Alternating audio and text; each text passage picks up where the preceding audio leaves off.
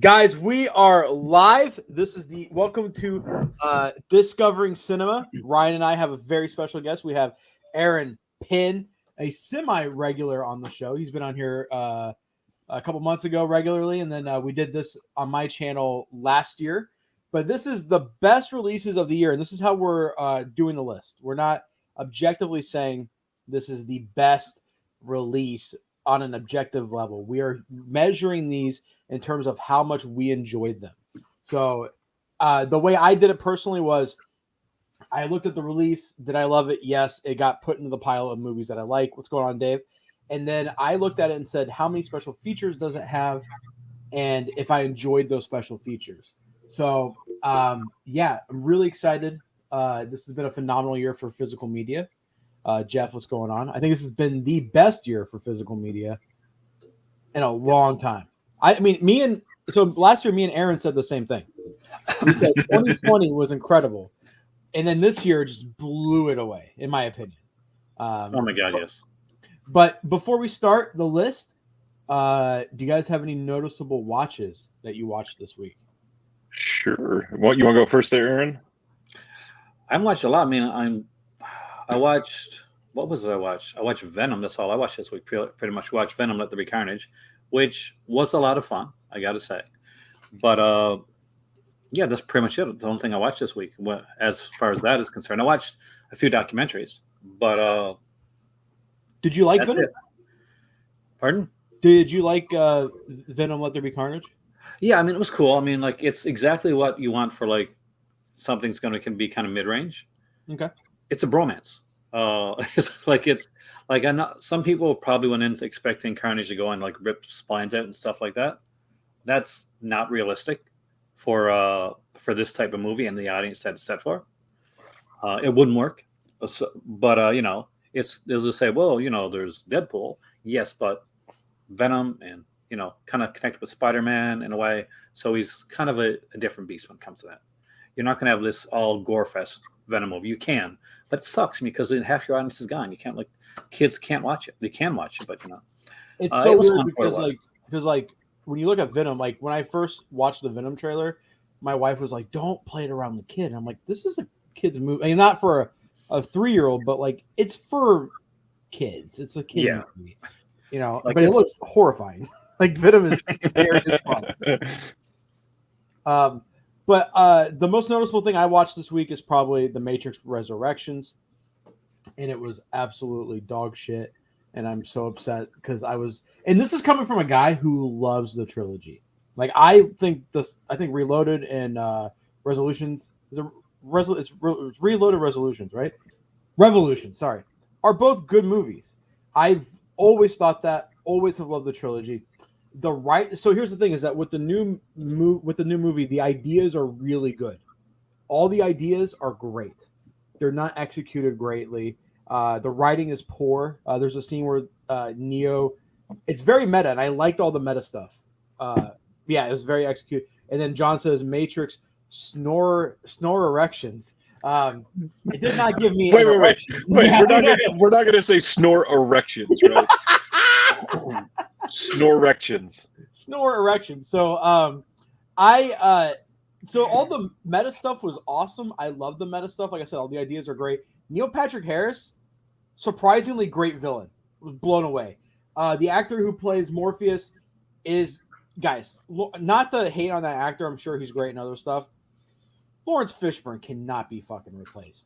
It's fucking Larry Fishburne. Come on. He's incredible. But yeah, I just was very, very disappointed. What's going on? So I fucked up. Me and this guy talk. Oh, we're just keep picking this. So me and Sean talk daily, and yesterday I was so out of it and just my mind was not working, and I called him Simon. So I apologize deeply. I love you, Sean. Please forgive me. But yeah, Matrix Resurrections. There's a scene where Neo is at a coffee shop or something like with another guy, and Trinity walks in, and the guy goes, "Look at her, she's a fucking MILF." Like they called Trinity a MILF, and I was like, and then Neo is pretty much just he just does this the whole movie. That's all he does. He just pushes shit. He doesn't. That's it. He just pushes shit. Trinity gets powers that I feel like are very undeserved, especially for how rushed it is. Right. But yeah, very disappointed. What about Agent Smith? So that's the thing is that it's again, you can't replace Hugo Weaving, but I think the guy who played Agent Smith in this movie did a much better job than I was expecting. That was an actor that I really like. I'm trying to remember his name now. Yeah, here. I'll just pull it up because I have it's Jonathan Groff. Oh hell yeah! Yeah, and he's actually pretty good. Like he actually does a good job. But again, he's not. And also the fighting. So here's the thing. I noticed that the fighting was edited poorly. Yeah, it's 2 hours and 20 minutes. The fighting was terrible. And then I looked to make sure. I was like, man, did Yuen Ping work on this movie? Because he worked on the first three. He did not, and it was you could tell. You could tell. I also watched Cop Shop, which I enjoyed. Nice. Thought that was fun. I didn't know anything. It's what's his name, Carnegie or whatever, Carnahan, Joe Carnahan. I went in blind, and was pleasantly surprised, and then watched the Prodigy with Maggie Q and what's his name, Michael Keaton. And Aaron, this movie. And by the way, it's the Protege. The Protege. Sorry, this movie could not pick a tone. It could not tell what it wanted to go for. So in one scene, Maggie Q and Michael Keaton are sitting at a dinner table, and they have guns pointing at each other underneath the table. And he says, he like starts hitting on her, and she goes, her exact words were, "You have a gun pointed at my pussy, and now you're trying to fuck me," which is fine if it's like, a comedy action movie. And then the next, like a few scenes later, they're literally fighting each other, trying to kill each other, and they do end up having sex. And then a few scenes later, you watch a flashback of her as a little girl watching her mother get decapitated, and they're holding her mother's head to her, and it's like, man, this tone was a wild ride. I really want to say this now. Well, not because I love Maggie Q either, but man, Nikita. And I watched Armor of God. Just go through these two real quick. Controversial opinion: the set pieces are incredible in Armor of God. I think it's some of Jackie's best stunt work. The in-between stuff is very boring. And I watched Don't Look Up, the new movie by what's his name? Adam McKay. Yeah. And I was leaving for the gym, and Taylor started the movie, and I go, "Oh, you're watching Don't Look Up?" I barely knew anything about it. Just knew it was like a asteroid, and it had some famous people in it. And I sat down, and I watched the entire fucking thing. I was still like putting my shoes on. I had like one shoe on and one shoe off, getting ready to go to the gym, and I watched the entire movie. Really good. I thought it was good. Nice. I could see people not liking it because it's very divisive, and I do think it's a little too on the nose with the satire. But overall, yeah, that's what I watched. I had a good week of watching. I mean, you guys don't want to hear about all the random fucking Shaw Brothers movies from 1960s that I watched. Lone Wolf and Cub 6, yeah. So it was Christmas week this week, and I've got two young kids. So I ended up watching Home Alone 2 again for the first time in years. And I got to admit, I love that movie so much more than the first one. First one's obviously a way better film, but man, that second one has all the memories. Christmas with the Cranks, that just got a Blu-ray release for the first time. God, that movie is bad. I remember that movie being way better than it was, but yeah, that was awful. Aaron, I'm curious to see if you watched this. I watched Censor finally. Not yet. I haven't got a chance to sit down and watch it, but I really want to. Little hint, I will be talking about that later on tonight. But the big one, I kind of want Flip to come back for because we're going to have a conversation about it. But I also need to. So Food for Thought says, "Don't Look Up" beats out Venom 2 for worst film of the year. That's a big praise there. Venom 2 should not be listed anywhere near the worst film of the year. I'm sorry, you haven't seen enough movies. Get out there. Because I've seen a lot worse movies this year. Well, are they all 2021 releases? That could be what he's saying. Still. Yeah. Because That is man, what's going on? This is one. John Peters says he watched Benedetta. I can't wait to see that. Have you seen that one yet? Dude, I work all day and I get off and I come here at my desk, and that's most of my time. John says worst film of the year is Cruella. Ryan, okay, good. I appreciate that. We'll be talking about that in a little while. Ken Carlson, what's going on? Glad to see you. I'll just talk about the next one then, and hopefully flips back here soon in just a second. Hopefully, I don't think he has said hello yet, so I'm sure he'll be watching this on the rewatch. But I finally watched Old Henry. Have you seen this one yet, Aaron? I have not. So this is a 2021 film that it made some waves again a couple weeks ago because Barack Obama says it was one of his favorite films of the year. And it was freaking mind-blowing. Movie was great. It is set in the middle of Oklahoma in, I think it was 1906. Sounds like Cliff's about to be back finally. It is a guy basically kind of similar to the beginning of No Country for Old Men. We're talking about Old Henry now, Cliff. Oh! So the movie is great, really well acted. It stars Tim Blake Nelson, and he carries the film. Obviously, he is the guy, Coen Brothers regular. He did the new Netflix one that I never remember the name of. That's the one. And then he was also way back in the day.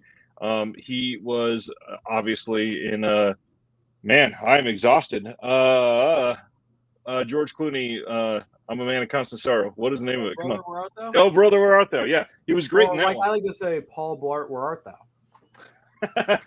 But this is a story that takes a wild turn, and I don't really want to spoil the ending, but oh my gosh, there's a really great shootout at the end. There's some incredible acting. There is so many just really tense scenes throughout the film, and they set it up perfect. I don't want to go too much into it again because it's a brand new movie, so I know a lot of people still have yet to get to it, but genuinely one of the best of the year by like a long shot. And also, it's based loosely on a real theory. Correct. Like it's. I mean, it could be real. Who knows? Who fucking knows? Right. But yeah, love that movie. I'm so glad you finally saw it. I do want to share. Go ahead. I was just going to say, Flicking Waves mentioned one of my new Christmas favorites, End of the Apocalypse, which I've probably seen around 47 times. That is a great movie. Genuinely great movie. Should I give a health update real quick? What I was about to share is you did get a comment right here from Flex. Oh, thank you, Flex. So yeah, guys, they think maybe minor heart attack. I won't know until the 11th fully. I go in for a heart with a sonogram, stress test, all that stuff. There's COVID outbreak here, so hospitals are full, but I am feeling much better. I used to drink 6 to 8 Monsters a day. I have cut that out completely. I've had 0 since the incident. I feel a lot better. He also told me to because we did like a Zoom meeting, like a Zoom checkup. They did tell me to quit powerlifting. I need to focus on light weights,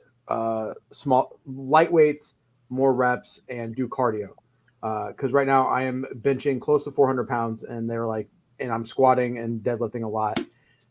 And that's not a brag. That's just, it's bad on your body. And I'm not taking supplements. I'm not taking good care of myself, not good form. So they told me to quit that and to focus on cardio.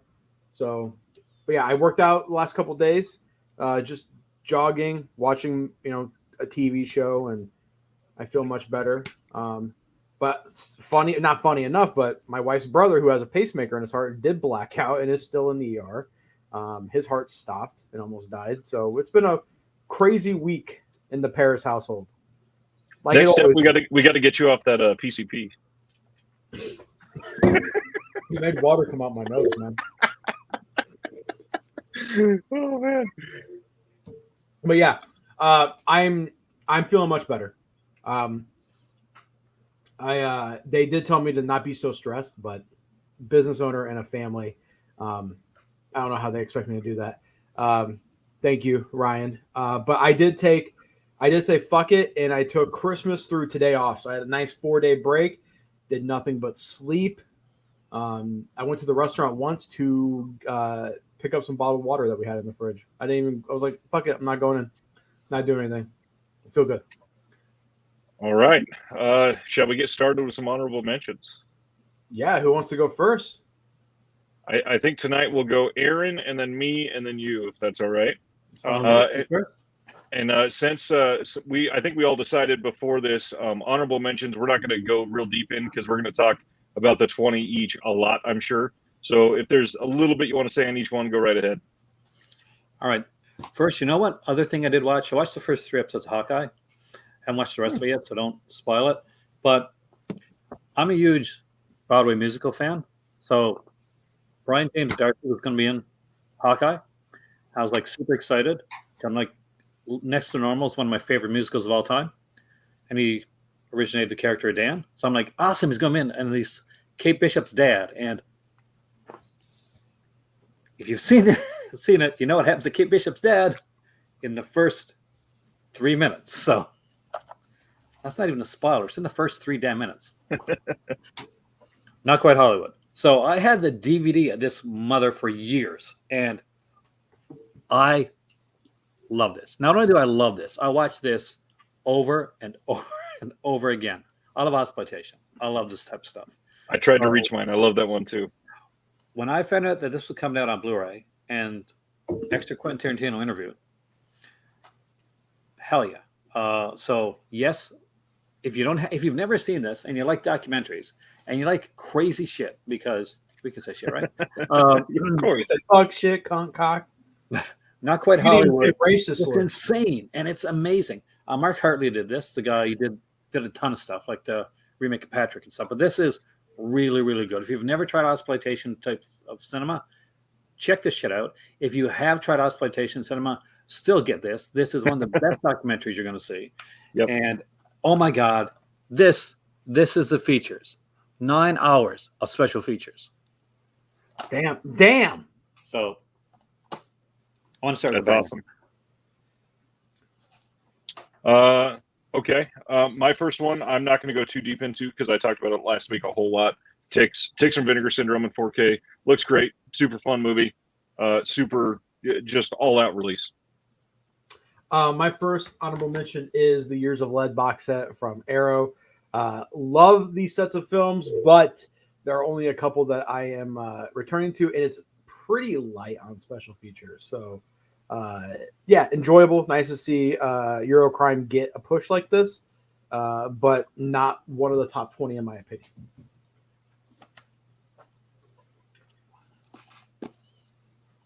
Easy pick. Nice. Excellent release. Excellent little film. And look at this.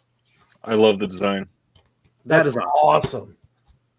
And even put like a mock like computer ad on the back of it. It's incredible. So if you've never checked this out, this is Gunpowder in the Sky, and it's the first release I've ever picked up from them because I didn't get the one before. But holy crap, man! By the way, the one before, very good. I love that their movie. releases this year have been. Summer '84. They have been killing it this year. My next one is one I've talked about a lot this year, so I'm not going to go real deep into it. But again, The Mothman Prophecies from Imprint. I love this film. Has never gotten real good Blu-ray love, and it's like a quiet thriller is the way I've called it. And it came out in a time where there was not a lot of horror, and it just broke through for me. Love this movie. My next pick is Sailor Suit and Machine Gun. Honorable mention number 2. Absolutely enjoy this movie, but there's parts where it drags. It drags a lot, but the parts that are great are really great. Thank you so much, Sardis. That's awesome. I love hearing stuff like that. But yeah, great special features. 2 cuts of the movie. The extended cut is a lot longer than I expected, and the extended cut drags like a motherfucker. But overall, very solid release, and nice to see Arrow continuing Yakuza movies. So the next couple are ones that I actually haven't got through yet, but I'm so excited to have them that they're on the damn list. So I couldn't officially put them on the official 20 list because I haven't got to watch them. But there's no way I could not get them somewhere in here. So throw them on my honorable mentions. Detention. Hell yeah! Like this has made some top 10 lists apparently, and that's incredible. And I cannot wait to sit down and check this out. And I would like to if I can find the game, would be nice too. My number 3 is one that we spent a lot of time with on this channel this year. So again, I won't go too deep into it, but I love this release of A Tale of Two Sisters. Really high quality release. They really go deep into it, and this is outclasses all the previous releases. Just a solid package overall. Yes. My next pick is New York Ninja. I think this movie is awesome. It's dumb. It's terrible. It's so much fun. The documentary, though, on the making of this is better than the actual movie. The documentary is worth the purchase, in my opinion. The packaging is just crazy. There's 3 different covers. I'm not going to get all of it. 3 covers for a movie that would have been lost to time. Vinegar Syndrome, I think, really won me over this year. Tiger Claws, TC2000, Ebola. Just I've loved their output this year.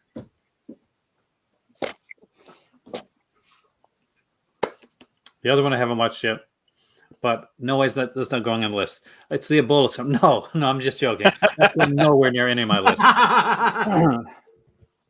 For sale in the near future.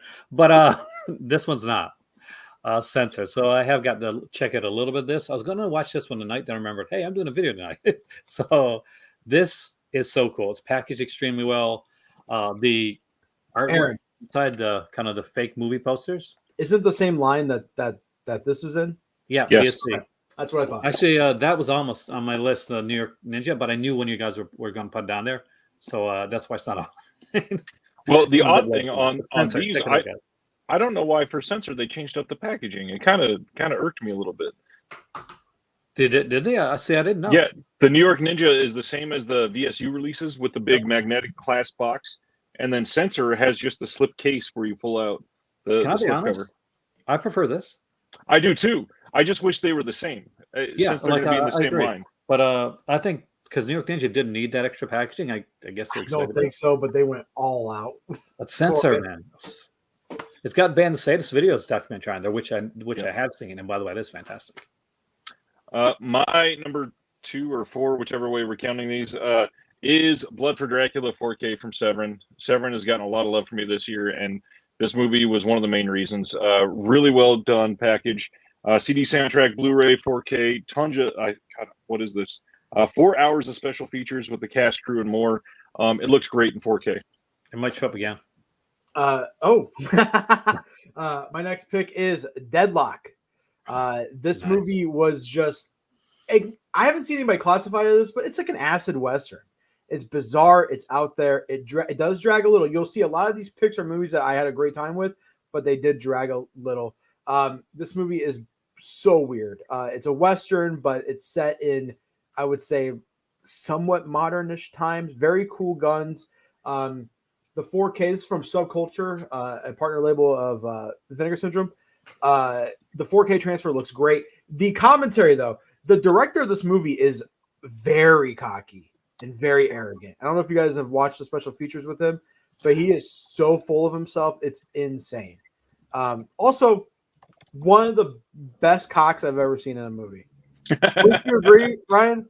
It's pretty impressive. It's a nice cock. I was like, damn, look at that dude's schlong. That's nice. Good for him. The Germans. I missed out on that one. we were blessed this year with that, and then the Green Knight having the most realistic spunk on film ever. Dude, what a great year for cum. Last one there, Aaron. Trauma. Almost made it to the list. Who put that out? Vinegar Syndrome. It's one of the good releases for for Black Friday. Actually, probably one of the better ones. But their best release for Black Friday, it's in my top 20. But this, I love this. A lot of people hate on this film for absolutely no reason because this is actually really good Argento. But I guess it was shot in North America, so. But yeah, this is still him kind of hitting on all cylinders. There's some people complain about some kind of the weird kind of timeline and the way things go. But to those people, I say, have you ever watched a fucking Argento movie before? They're all insane like this. Yeah, sure. But cool film and great cast too. Piper Laurie in this one being insane, and a small role for Brad Dourif, which I was really stoked to see. My last honorable mention is one that has not gotten any love on any of these top lists from anybody, and I'm guilty of that too. They're not on my top 20. This is the one that I had to mention them, and that is Mondo Macabro and Hunting Ground is what really hit me this year. This movie is crazy. Haven't talked about it on this channel at all this year, so wanted to share. This one is pretty intense. Basically, some criminals follow somebody out into the middle of the countryside where she lives.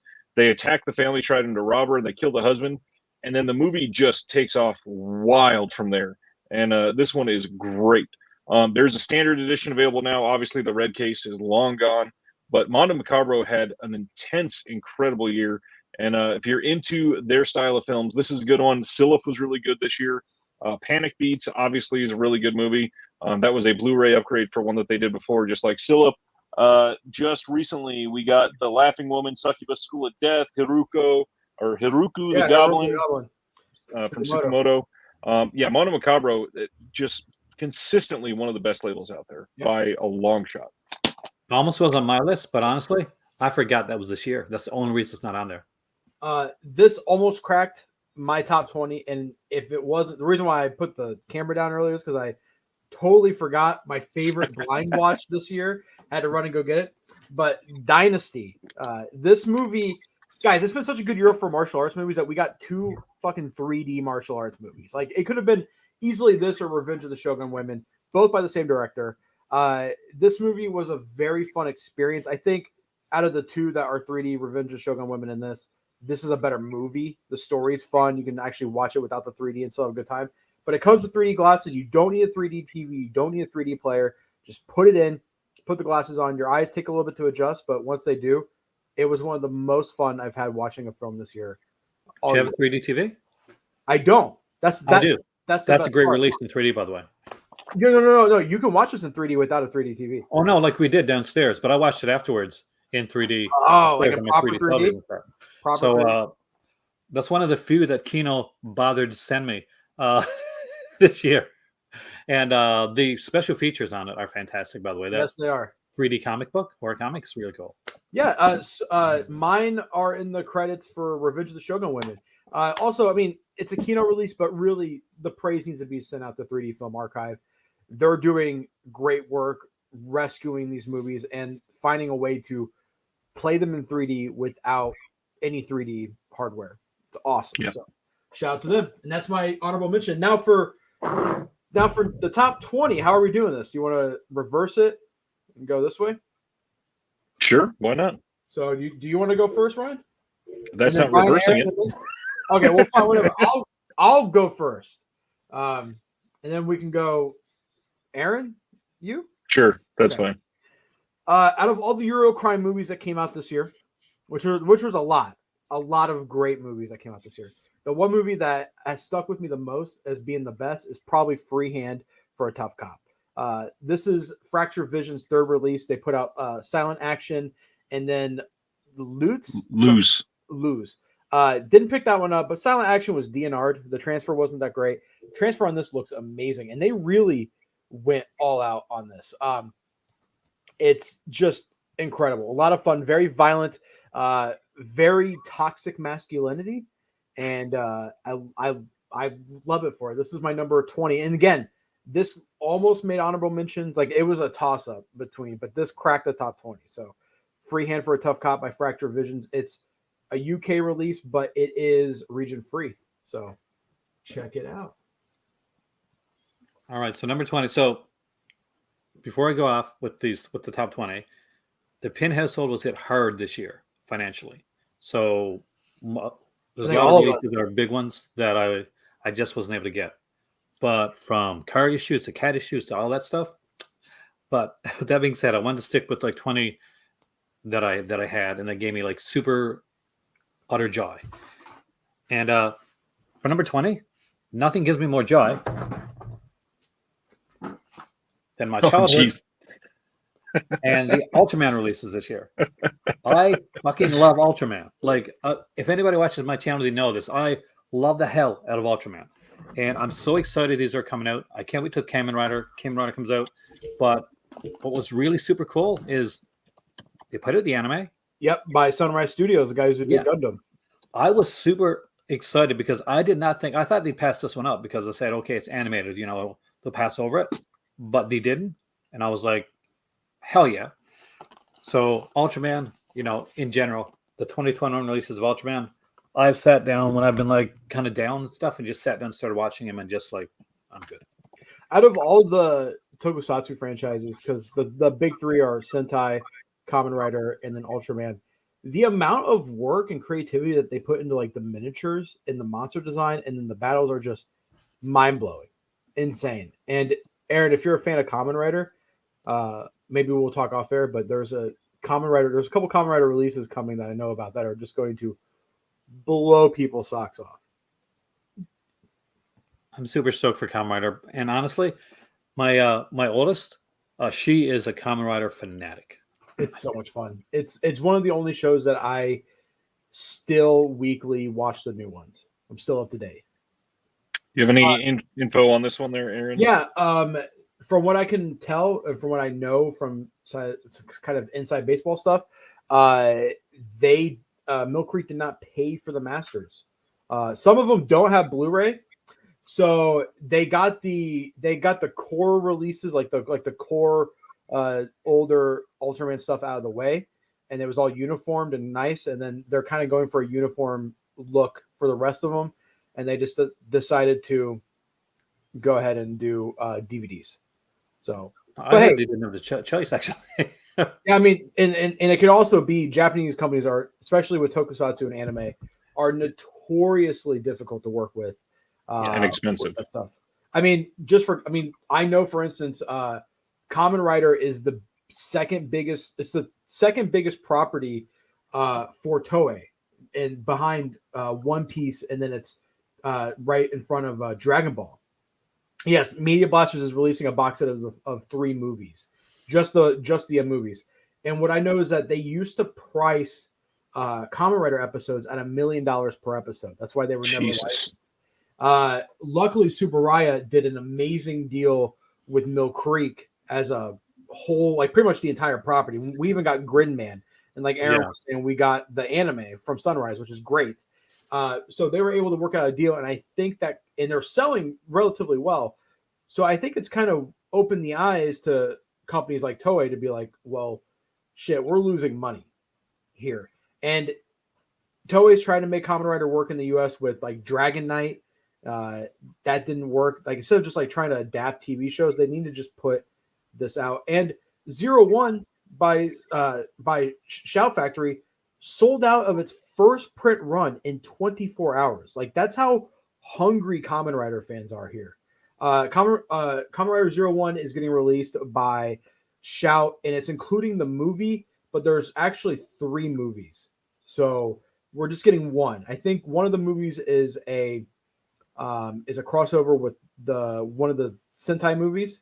And Hasbro has the rights to Power Rangers, which is what they use the footage from Sentai. So that's probably never going to get released, but at least we're getting 01, which is a great entry point too. If you guys want a good Kamen Rider series, it's a perfectly good entry point. It's the newest one that I've absolutely loved. They've been kind of rocky the last couple ones, but 01 was amazing. It came out before the pandemic. I think I finished it the last day I was at a gym before COVID hit. I was like on the treadmill watching it, and great show. Lots of good action, lots of good suit design. It's awesome. I can still hear in my head 01, 01, 01 from the opening. But yeah, next year's going to be great for Tokusatsu. So Aaron's number 20 is Flip talking about Kamen Rider. Got it. Hey, whatever, Ryan. My number 20 is pretty obvious. Exactly for me. This is the Babadook in 4K from Second Sight. I love this movie. This is one that if you've got any sort of relation to a child with special needs, this movie hits a lot closer to home for you. This release is amazing, and I love Second Sight for what they're doing. This is a book, and it's hardcover, and it's huge. I mean, there is so much information in their books. It is wild. It's exactly. This is in 4K, so it's an upgrade over everything that has been released in the past. We've got art cards in here. Really nice set. Even everything that they due for the discs is decent shape in a box set like that. It's none of the little cardboard sleeves. It's nice. I have talked about Second Sight a ton, and for good reason. I think that they are turning into one of the most consistent labels by a long shot for their limited edition releases. The only real issue is that they only put out one title a month, but they put a ton of money into them. So I get it. I get why it takes a lot of time, a lot of energy to license those, to put them together. Not to mention all of the supply chain issues this year. So can't really fault them for that. But they had a killer year, and that won't be the last time I talk about them tonight. Ooh, I think I know what the other one's going to be. My favorite blind buy of the year, Deep Cover. Just love this fucking movie, man. This movie is incredible. This is back when Lawrence Fishburne was going by Larry, and it's just him and what's his name, Goldblum, just absolutely kill it in this movie. It's a crime movie, police corruption. It's a thriller, a lot of good action set pieces, but it's more pulled back. It's more restrained. It's less violent than King of New York, but man, during this time, like this came out what, 92. During the time that this movie came out, there were so many good, just black cinema coming out. Menace to Society, Juice, even King of New York is a black movie.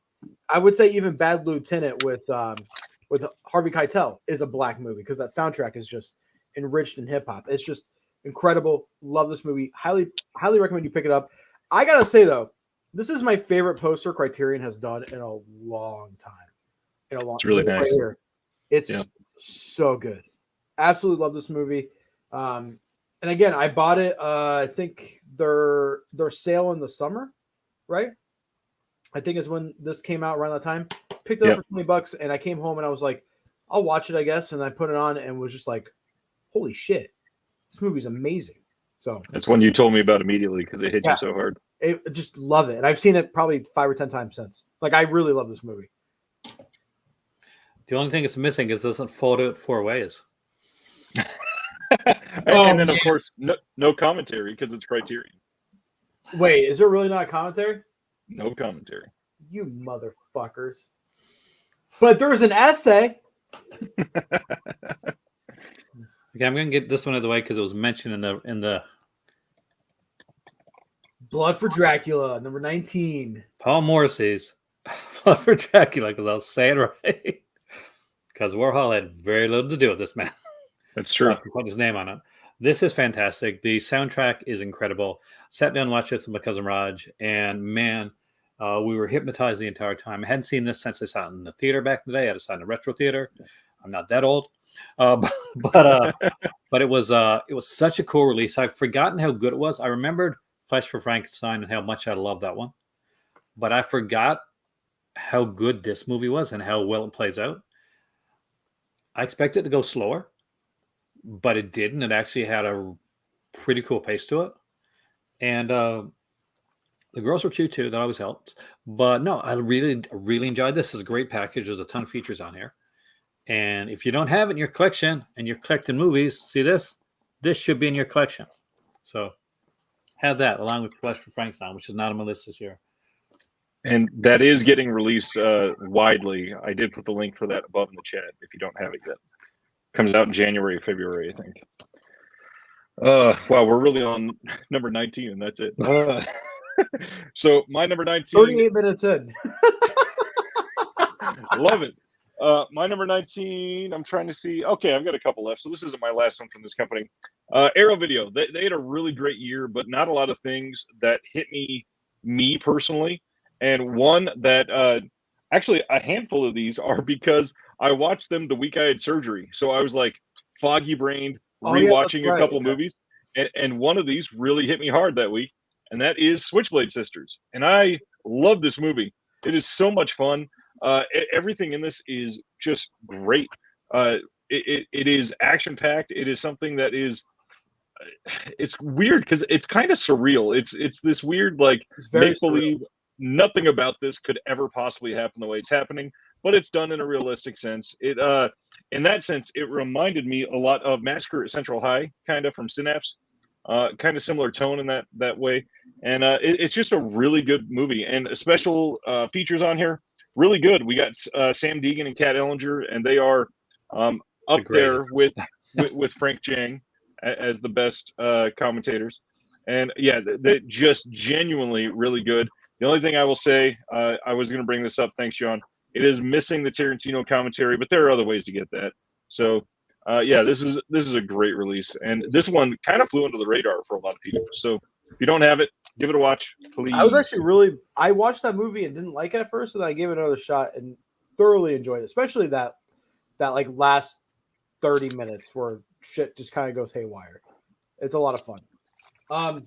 My number, are we at 18 now? Yes. My number 18 is 18? Yeah. Well. True Romance by Arrow Video, 4K release.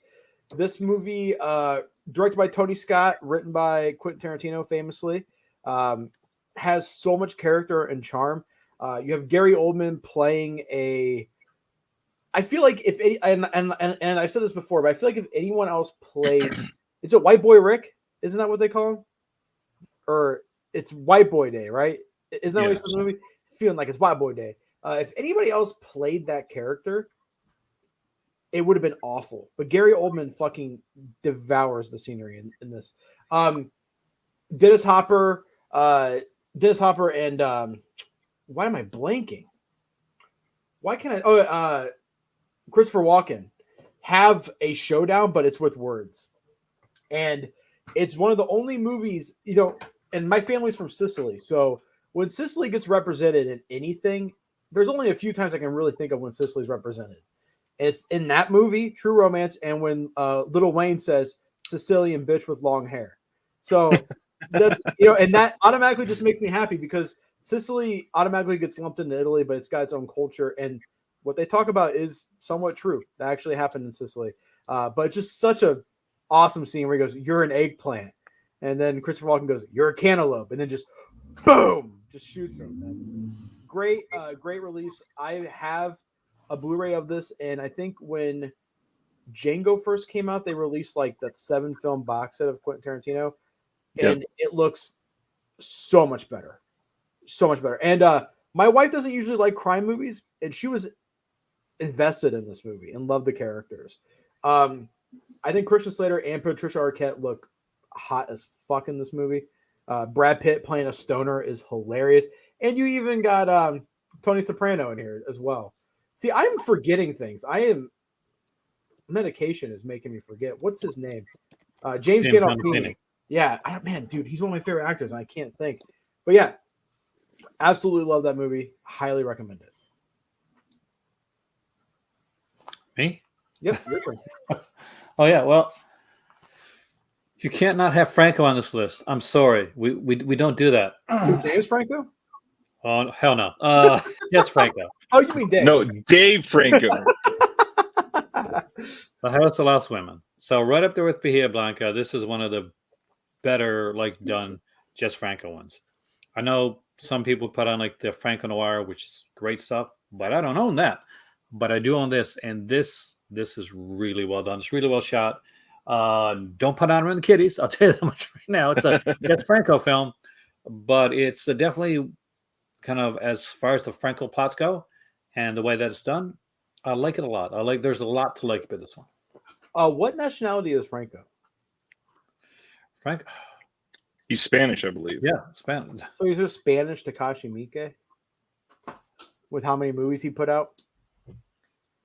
If that's all you're limiting Takashi Miike to mean, yeah. I mean, in this sense, yes. Yes. Wait, didn't Franco do 200 movies or something? I think he's at 172. Yeah. Is he He dead? had a lot of them. He was. Oh, he's dead. Yeah, amazing director. Oh, he's dead. He basically lived his life with a cigarette in his mouth 24/7. Okay, well, what age did he die at? A lot older than I am. So, but imagine and you had a mini heart attack last week. He made 172 films. Lena Romay, was his better half for the longest period of time. Lived around so many amazing, beautiful women and lived in such beautiful areas. So if we can live half that long and have the life that Jess Franco had, we're lucky people, man. I need to start smoking. I need to start like smoking or doing something. Oh no, you're already getting there. Last week proved that. So Next week I'm gonna be going. Hey guys, you want to do top? my top 5 from Sergio Corbucci. The best kung fu movies of the year. Okay, so my number 18, I have talked all about for way too long. Flip even showed his copy last week, and that is Siege. I adore this movie. The only problem, this release kind of sucks. They don't have much on here. There is a commentary. There's the movie, and that's it. It is really light, but the movie is genuinely worth being on this list because the movie is incredible. Super timely film, really worth checking out. One of the best acted films, and genuinely, I think, like, top 3 best films Severin has ever put out. You too, Ryan. You have a good one, buddy. Ryan saying good night. Yeah, man. Have a good one. Man, so my next pick is, I think, the best Jackie Chan release that will ever be, and that is The Young Master by 88 Films. This is, I think, the first movie Jackie Chan directed, and loads of great features. This book, by the way, like, we're talking about great books. Just look at this. The info. Film school. That's a sexy release, man. It's an amazing release. My favorite Kung Fu Bob art right here. I just love how menacing these two look. It starts off with a really cool dragon dance, and it just ends in one of the greatest fights, top 20 fights of all time for Kung Fu movies. Packaging is great, and nice hard case with wraparound art. Look at this.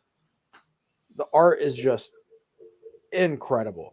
I do think Armor of God has maybe slightly more content, but in the book they talk about Jackie Chan video games, and I feel like this book was a lot heavily more focused on that film and Jackie Chan's career as a director. So I would say this is probably my favorite Jackie Chan release of the year. I could have picked Snake and the Eagle Shadow because I think that's a very fun film as well. Kung Fu Bob O'Brien he's an incredible artist. Any of the 88 Films releases, he does the artwork. Pretty much all the 88 martial arts movies, he does the artwork. He's doing all these Shaw Brothers slip covers that are coming out from 88 and Region A. He also did New York Ninja. He did the inside artwork for New York Ninja. He did the cover for the Lone Wolf and Cub book that Arrow put out. He's done a bunch of stuff. He has a very recognizable style. Very recognizable style. Like, I mean, look how cool this is just incredible. Just awesome. He's awesome. He's a very nice guy as well. Incredibly nice guy. But yeah, Kung Fu Bob's awesome. And there is a standard release of this. So if you missed out, there's a standard with a slipcover, I believe. Pick it up. It's a must-own. Yep. By the way, if you love the Kung Fu Bob artwork, you can reach out to him and do some commissions. Yes, I think he charges $1,000, which honestly, not bad for what you're getting. Yeah. All right, Mr. Aaron. Nice. I said when this was announced that this was the sleeper hit of Black Friday. I watched it. I 110% stand by this. For me, this was the most entertaining film of all the Black Friday releases. That includes Fresh Frankenstein and Trauma, which I love. But this is fun. This is really well done. You're going to watch this movie, and every 5 minutes, an actor is going to come on the screen, and you're going to say, "Oh, what's his name from that thing?" Because absolutely everybody in this movie is known. You will know almost every actor in this film, from like people with tiny roles to the lead villain, but who is in Fringe, right? Yeah, he was the observer in Fringe, but he's bald when he's in Fringe. But really good film. It is a very different style, kind of a rape revenge sci-fi, like android style film. The neat thing to do about this is they focus on exploitation, but not that exploitation of it. So it literally starts out where the trial is. Like, so you're not. So you can pretty much watch this one. There's none. This is not a spit in your grave. None of those scenes are in there. And they focus more on like the afterwards. And you got an android that can change faces, and have big drills coming out of her chest. It is so cool. This is such a cool release. I will watch this again, probably this year, actually. I love this film. You only have like 2 days left of the year. I know. 3 days left of the year. Exactly. Yeah. I still would probably watch this again. All right. That means I'm up. Number 17 is one. Again, I've talked about it a lot on the channel this year, and Flip showed his copy last week. Perdita Durango in 4K from Severin. Speaking of not showing I Spit on Your Grave scenes, this movie has like 4 sexual assaults in it. Favorite. But genuinely, weird to say after that sentence, but this is such a fun movie. This is it genuinely is, and that's only because was fun. well, we'll talk about that one later. This is a tone of a film that is just so well done throughout, and the fact that it's tied into David Lynch's Wild at Heart makes it such a winner. I love this movie. I love the acting in it. Javier Bardem is just mind-blowing in this. And then you talked about him earlier. James Gandolfini's in this one as well. Yeah, and, he was young Gandolfini. Just so well done. The Blu-ray on this has all kinds of special features. We got commentary.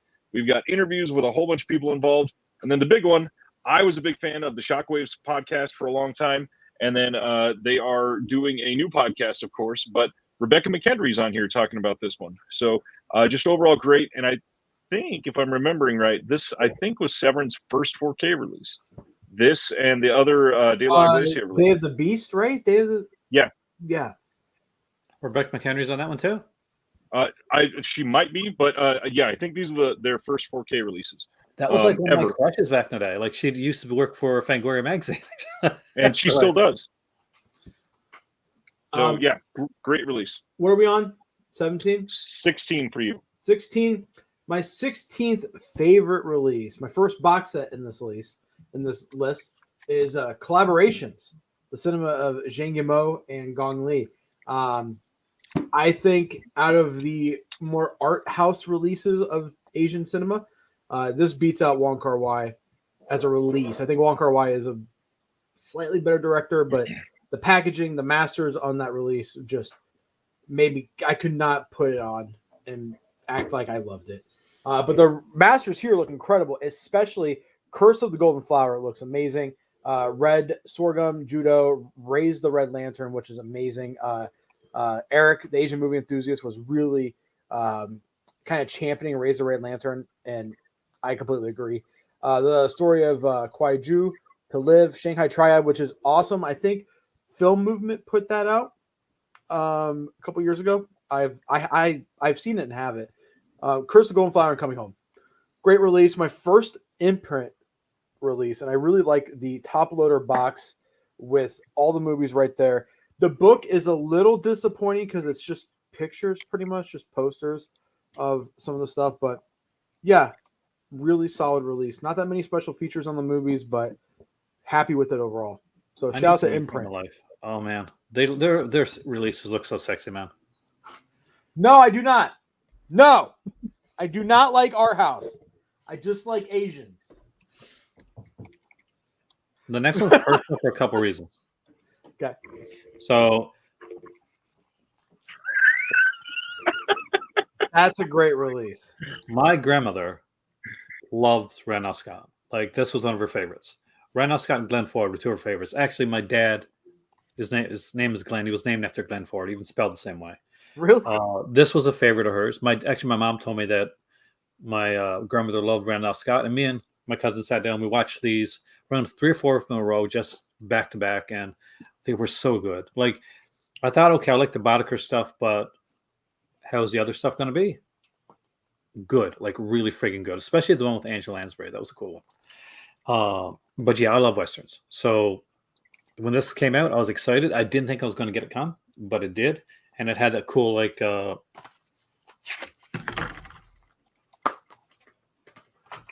booklet. And I just love the way these booklets are done with the posters. The original art, yeah. Yeah, I love that. That's super cool. They did this for the Hammer one too last year, and that was one that I watched, like, I think in 3 nights. But yeah, I got through this one around, like, I watched a couple of these twice actually. So that's why I don't get through films, guys. I watch films more than once. Ryan, before you go, I have to point out something. The Zatoichi box set right now. Okay, I'm sharing the link in chat here. The Zatoichi box set, if you click the coupon, is only $107.99 at checkout, which is lower than 50%. This is the absolute must-own release. I think the best box set Criterion's ever done. 25 amazing films, and it boils down to $4 a movie. So pick that up if you guys have been waiting to pull the trigger. I think that's the perfect time. Crazy. Yeah, crazy inexpensive. That's in my glass case. It's right. All right, so number 16. Yep. Shiva Baby. Yes. I couldn't find my copy, or it would be right there. I love this movie, and she is adorable. She is, and genuinely one of the most entertaining movies of the year. The film is odd because it is tense throughout, and one of the things that I talked about on one of my videos this week on my channel is that this takes genuinely, it sounds like they ripped music cues from Get Out and Us from Jordan Peele, and it's not a horror film whatsoever. It's like an awkward dramedy, and it uses that music to really ramp up the tension, and it's done so well. And then the extras on this just go above and beyond. This is one of the best releases of the year by like a long shot. One of the best new films that I discovered this year, and this is Utopia, one of the partner labels from Vinegar Syndrome. Easily one of the best. Yeah, and it's like dramedy shot like a horror film. Exactly. And if anybody's out there, you ever had anxiety attacks? What a perfect movie for that, to give you a little, like, the feel of that, because there's a sequence in there where she really has this big anxiety attack in the film, and I could relate, actually. Also, still again, she's gorgeous, and she's a stand-up comedian. Love her in that film, and I want to see more. I want to see more from that director, more from her, and Utopia's a great label. Her ex-boyfriend is he's on a podcast I listen to called Come Town. And his name's Stavro Halkias. He's also a comedian, hilarious, fellow fat Mediterranean man. So I want to give him a shout out. My next favorite release is Full Alert by Ringo Lam, put out by Eureka. This movie, out of all the Eureka Asian stuff, I was not looking forward to the most, but it's the one that I went in blind and had the most impact on. It's a great cop action movie. I think it showcases Hong Kong better than, I would say, even like PTU and Throwdown. I watched those two movies and thought, they really showed the city of Hong Kong, but that movie does it even better, in my opinion. Ringo Lam is slowly working his way to one of my favorite directors of all time. Just phenomenal. Have any of you guys seen Full Alert? Not yet. Not yet. There's an excellent car chase in it. There is of course great commentary by Frank Jang, and there is an actual commentary by Ringo Lam himself, which is awesome to hear a director talk about his own movie. So, yeah, that's Full Alert. What's my favorite Ringo Lam film? Probably Full Alert.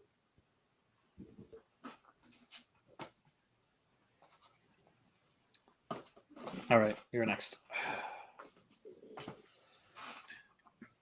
Another release only I will put in there, but yes. I love me some Doctor Who, and shame on people that don't. Watch your Doctor Who, man. New season was amazing. But this here is John Pertwee, second series, first one with the Master, so Roger Delgado. Ton of great stuff on this. From Terror of the Autons, Mind of Evil, Cause of Access, Colony in Space, and The Daemons, which is probably one of the best classic Doctor Who serials, like bar none. And if you've never picked up any of these releases, why not? Get some classic Doctor Who. The features are insane. There are an insane amount of features on these here. Eric, you're cool, man. This is a great release, and they've been killing it with releases. I like to get the UK releases. I've only got a couple of those. They're like loaded with like books and like big box sets and stuff. But yeah, I've been trying not to miss any Doctor release that comes out this year, and every time one comes out, at least one of them is going to make my best of list. All right. So my number 15 is going to be a little bit of an odd one. So I'm putting Censor at number 15. And the reason it's odd is because I didn't love the movie. It was only okay. I'm going to read what I wrote because I watched this last night. I said it's well directed and superbly acted, but the story is from a poor script, sadly. I enjoyed many of the scenes themselves, but the movie as a whole is just lacking something. The story isn't fleshed out enough to make me truly care about the characters. The lighting is superb, and it was refreshing to see a modern film shot on 35 millimeter. Love the practical effects and the video nasty skeleton, but there was just not enough meat on the bones to make the amazing film I wanted it to be. That being said, the release is superb. The extras on this, my wife fell asleep literally about 40 minutes into this movie because she is an old lady at heart. And I watched the entire movie and then stayed up and watched almost all of the extras just in one go because they were that engaging. The biggest thing, first of all, I've talked about Severin a lot tonight, and I'm not done talking about them.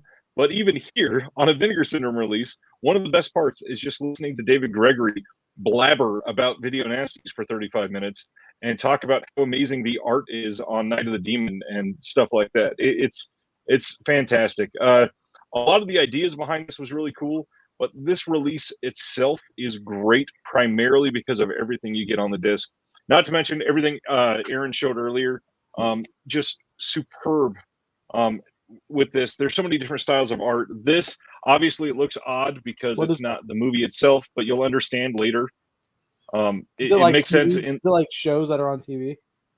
Not necessarily. It is basically other video nasties in their world that she is being forced to watch, and it's a tragic story, but it's genuinely the specials are the special features, just like Jeff says here, are better than the feature, but they are worth, like, even without the movie on here, it would be worth what I paid for this release.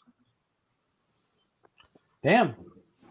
Well, my next pick is the final Criterion release in my collection because they are a fucking terrible company and they put out absolute fucking dog shit.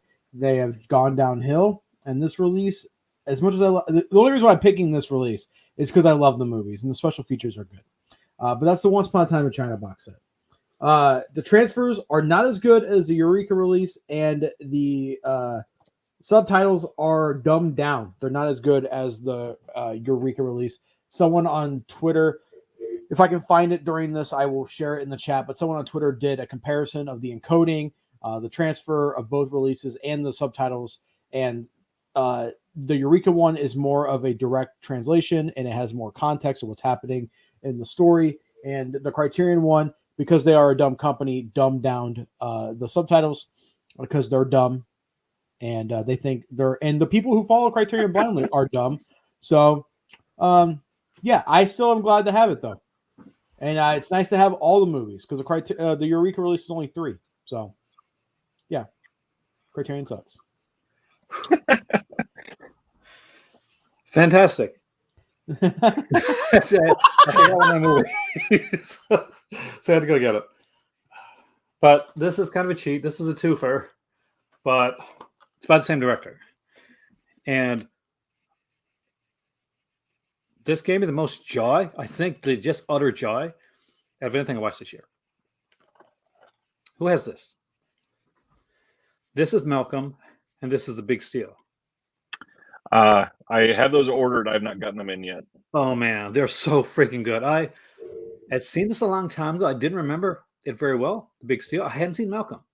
And I was told, like Brian from Just the Disc, Brian Sauer, had said to me, this is like, Malcolm's such a good release. I'm like, it sounds okay, but I'm not sure.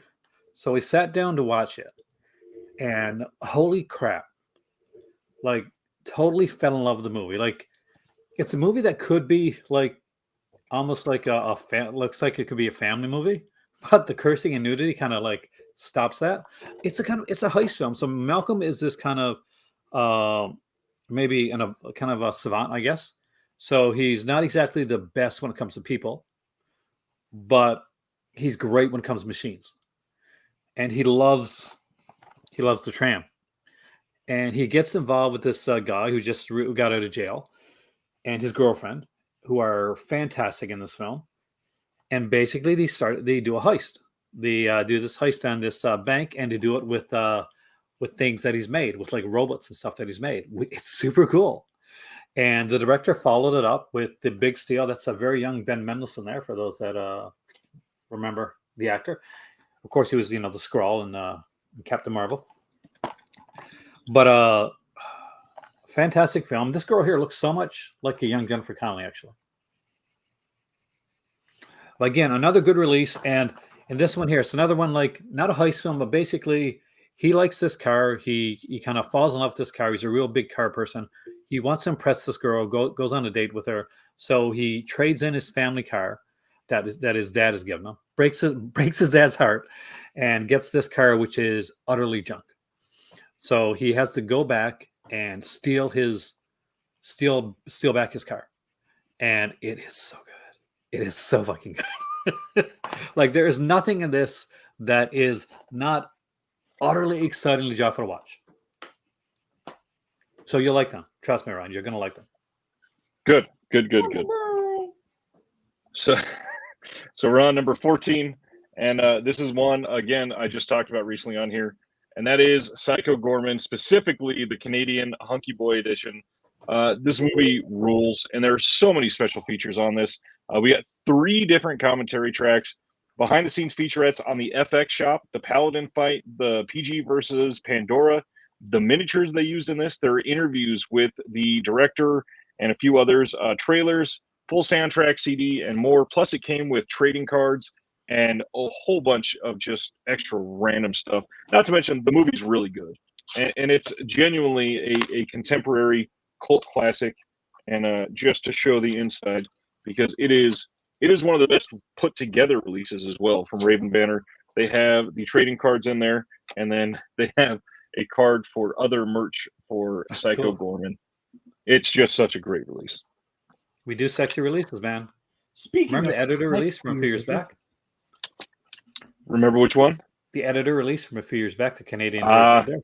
So much better. This year, the cover art on the Autopsy of Jane Doe from Raven Banner. Did you see that one? Not yet. No, I gotta check it out though. While Flip's talking, I'll get it and I'll show you.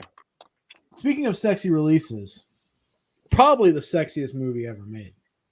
Can you guys guess? Sexiest movie ever made. Sexiest movie ever made. No. Ricky O, the story of Ricky. An incredible Christian movie, good family fun.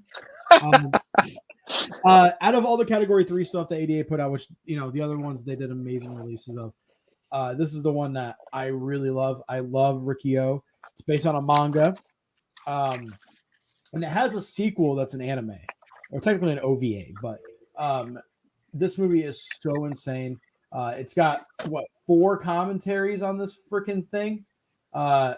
Just blows it out of the And the book is called Cage Fury, and they're so, again, for a movie that is what this movie is, so much content in this book for a movie that is what this is. Like, it's so insane.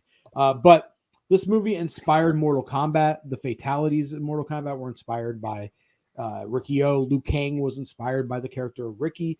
But the tagline of this book is so dramatic, and I have to read it in a dramatic voice. It was the rage that kept him alive. It was the courage that set him free.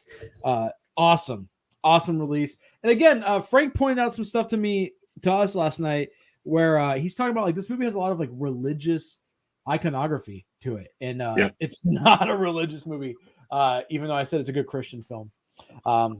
It's great. It's only like 92 minutes.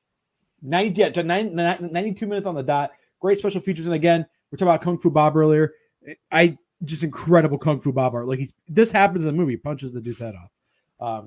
Great release from 88. Probably my favorite 88 release of the year, hands down. Unlike Ebola syndrome, you'll enjoy yourself when you watch Ricky O. You don't like it? Aaron is on such a That's one of my favorites, man. Okay. Fantastic release. Whoa! Could not miss on this one. We got Joe Spinell, who, You gotta love some Joe Spinell, man. Robert Forster, Nancy Kwan. It's Robert Forster's movie. It really is. A. Martinez, if you're a Santa Barbara fan from those soap opera days. Cruz Castillo has a good role in here. So this is a really good film. It wasn't what I thought it was going to be. It was actually better than I thought it was going to be. And from beginning to end, man, I was engaged. I love this one here. I really like the fact that Nancy Kwan, she's the director's wife. So she's not doing nudity, man, for this movie. So they put in this like random bartender girl for the prerequisite nude scene. And I'm like, okay, I'm good with that. But really good film. Again, this is Fun City Editions. Amazing stuff. Love their stuff. Ryan told me that was a flip movie, and he was absolutely correct. A good movie. I don't mean to toot my own horn, but I have a handful of people that have gone to me for recommendations over the last couple of years, and I don't think I've ever had anybody say, you recommended me this, and I hated it. So I am so stoked that I can genuinely tell what most people like. Now that he's backed away, this is a good time to show this. So I have to cover up something specifically. So this is the autopsy of Jane Doe. This is the slipcover. Now watch, as I take this out, watch how they show the inside. And she is splayed open. That is cool, man. And then on the back, I'll hide the nips again. They have her in the body bag here. But the back of the slip is actually some really good art made just for this release as well. Raven Banner has been doing some really good stuff. Show the nipples. Did they put out the Season's Grieving edition like years ago? Nipples, dude. I'm not sure on that one. Because that was one hell of a release with the mini Rue Morgue mags and everything. Which one are we on? That's true. 20, 12? 18, 15, 16, 14. We're on 14? 14. No way. Really? Oh, man. Yeah, sadly. So my number 14 is one that we have. I kind of figured Flip was going to be talking about Eureka a lot. I also figured I was going to be talking about Severin a lot.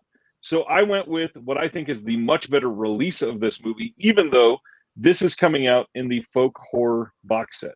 So this is the Eureka release, the Masters of Cinema line of V.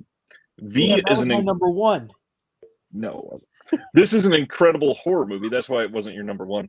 That is so great. The movie is good, and then the last 10 minutes really makes it an amazing movie. It takes it from like a 5 out of 10 to like an 8.5 out of 10.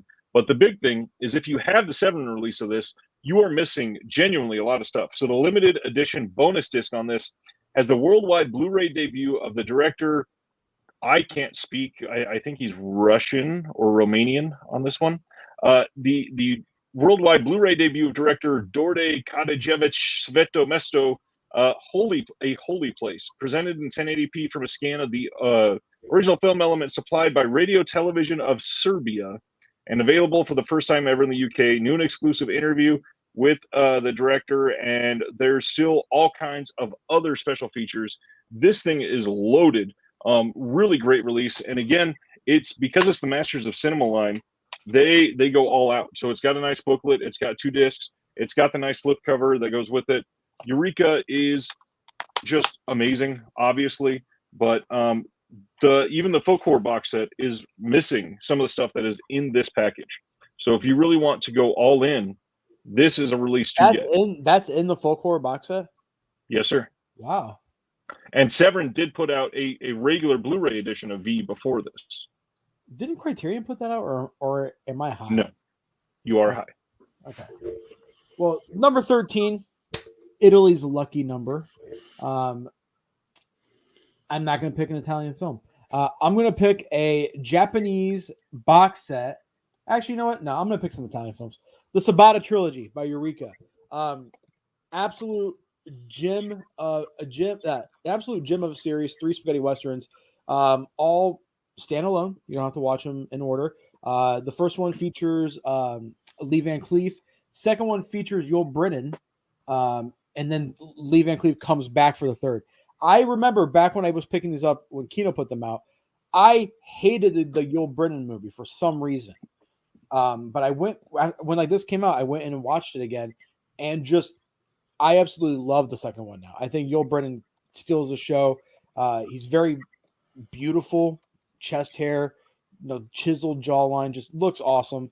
And what the Kino release is missing compared to these is amazing load of special features. You get for the original Sabata, you get Kim Newman on commentary. You got Mike Siegel in the sequel, and then for the third one, you get C. Courtney Joyner and Henry Park.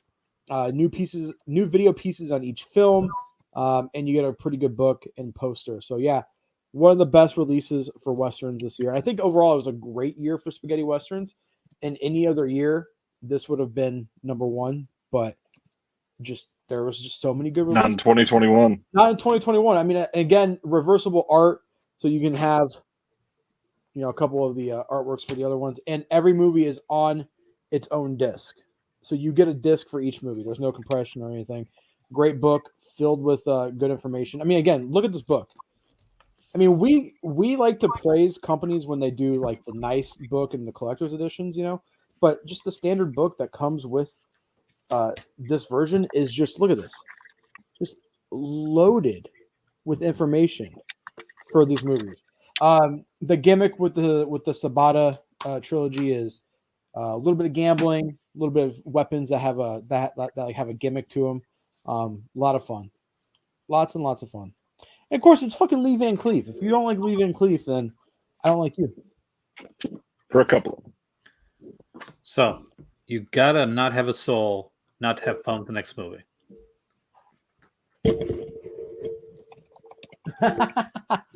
Yeah. Jean-Claude. This, oh my God, what a freaking release. So the M. Bison, like the portrait they're painting, is literally the back of that. But what is awesome? What freaking rocks, which I did not know was going to be in here. The Bison Bucks. The Bison Buck. Holy crap, man. This is so freaking cool. I kind of let out a squeal when I opened this up because I did not know what was going to come down. That's so I'm a huge fan of this film. I'm a huge fan of the Street Fighter franchise in general. But this is cheesy fun. And, you got to love Street Fighter. You really do. Can we talk about Kylie Minogue in that movie for a second? Because god damn. It was peak. Jean-Claude apparently had fornication with her during the filming of that movie, and what a fucking dude. What a dude. Absolutely amazing. That movie again, I almost double dipped for that release, but I have the 88 release and it's unison. Oh shit, maybe for $18 maybe I'll get it. Get Bison Bucks, man. Yeah, I'll if my wife goes, "Why'd you buy this movie twice?" I'll go, "But I got Bison Bucks," and she'll probably call me an idiot. Oh man, what's your number 13? I think we're down to 12 now. My number 12 is a box set that we mentioned was it last week or the week before? I just put a link in the chat for the Street Fighter Steelbook, by the way. Severin, it was the year for Severin for me by far. And I think the Milligan box set is great and all that, but Milligan is not my best friend. He's more of Aaron's best friend. Oh, yeah, I made him like that. He had one great movie. I have been a huge fan since I was like tiny, for some reason, of Christopher Lee. And the amount of just random stuff that they've compiled in this box is just a treasure trove for people that have never seen stuff from him, or people that have seen a lot, because a lot of this you could not see anywhere else before this box set. I mean, there are full episodes of a TV show that was hidden forever. And, we've been talking about good books, and this is just an absolute great book to show the amount of detail that they go to on some of these. Yes, there are some good art pieces, and man, this is really hard to do from behind. That's what she said. This is, just again, film school in a box. Really well done. Because it's Severin, they did the classic black cases in the hard box, taking off the top Again, that's what she said. Really nice box set overall. I've already talked about this a lot. 8 Blu-rays and a CD, and it's not even that expensive for everything that you get in here. This was actually fairly competitively priced, I think. My better half really wants that one, actually. Also, I want to point out Sean's comment here. Van Damme was blowing $10,000 a day on coke during the filming of Street Fighter. That's it. Those are rookie numbers. Those are, I mean, compared to my monster intake, Van Damme's a pussy. All right, we're at what? What number is this? Number 11, I think. No, one. Oh, yeah. It is number 11. Holy shit. All right, my number 11 is Time and Tide by Choi Hart. I have to warn you, the story in this movie is a little convoluted and kind of hard to follow. But the action and the set pieces are so goddamn good, and they're mind-blowing. Like, this came out, I think, the same year as The Matrix. Yeah, 2000. So a year after The Matrix. While The Matrix was mind-blowing for its special effects and the special effects set pieces, this had a lot of just practical action scenes where, like, people were actually putting themselves in harm's way, and it's insane. I adore this movie, Choi Hart. I think besides the Swordsman trilogy, this is his best movie. And again, Frank Jang does an amazing commentary on this movie. We showed a picture last night of the amount of notes that he put out for Time and Tide, and it was like a page this thick. Also, it's the same orange as Sabata. Look at that. How cool. Very cool. But yeah, Eureka. You're going to be seeing a lot of Eureka. I can't believe you chose a film that doesn't have much of a story. Because when I choose a film, does that not have a great story? So this is a new Central Cinema release of Showgirls. It comes with the You Don't Know Me documentary. The only thing missing that I would have put on this is Pennies from Heaven, Showgirls 2. So if you've ever seen Showgirls and you're like, man, I don't really like, this isn't for me, watch it again and then watch Pennies for Heaven. And then when you watch that, you realize, oh my God, Showgirls is so good, because Showgirls 2. That Aaron, that release is not the 4K release, is it? No, I wish. It's the Does Blu-ray that have release. boobs in it? That umbrella deal. Let me see. I don't think I can show the. I can show this part of the inside. I can't show the other side, but there's the What's on the other artwork side? there. Just go ahead and show it, Aaron. Fuck it. And no, it's just not too bad because you don't really see anything. But you got Gina Gershon and Never seen that before. I think Flip had a question for you. Yeah, Aaron, is there breasts in this movie? there may be a couple. So just be careful, for that. I've never seen boobs. One or two. I gotta 10 or watch. 20. Or a We lot. see, Aaron. The difference between me and you is that we live in America. You can't show nipple, but I can watch Ricky O all day. Yeah, it's nipples. We should be, free the nipples. Free the nipple. There we go. Speaking of free the nipple, Ryan, what is your next pick? A movie that I don't think has any nipples in it, sadly. Number 11 is one that I've been really stressing to purchase all this year on this channel and my own channel. Event Horizon from Screen Yeah, Factory. Event Horizon. This is such an incredible release. 4K transfer, brand new, looks incredible. Sadly, this will probably get a UHD in a couple of years now that they've got a new 4K scan of this. But on this, the special features are overwhelming. There are so many bonuses on this disc. And to show what is on here, we have audio commentary with the director. And by the way, this is the only good movie the director ever made. We have the making of Event Horizon, a 5-part documentary. The Point of No Return, the filming of Secrets, deleted and extended scenes, the unseen Event Horizon, and then a few other random things on there. It takes forever to get all through the special features on here, and it's so worth it. Not to mention, the movie is a classic, and it has never looked anywhere near this good. This movie is so great, and the perfect blend of sci-fi and horror. Great cast, really well done, and really one of the best, other than Alien, obviously, horror sci-fi set pieces ever by a long shot. See, I'd have to sneak that in the house because my better half calls that bro sci-fi. I don't understand that. It's great. Dramatic. But I think she's in college, and most of the people that were watching it at the time were like kind of like the bro types. But I actually like the film. I think it's very much like almost kind of a Lovecraftian in the way that's done. Right. Sam Neill's incredible. So Yep. I agree with you, but yeah, I want that release. I'll sneak it in eventually. One of my favorite series of films got a really beautiful release this year, and that is the Daimajin trilogy Nice. from Arrow Video.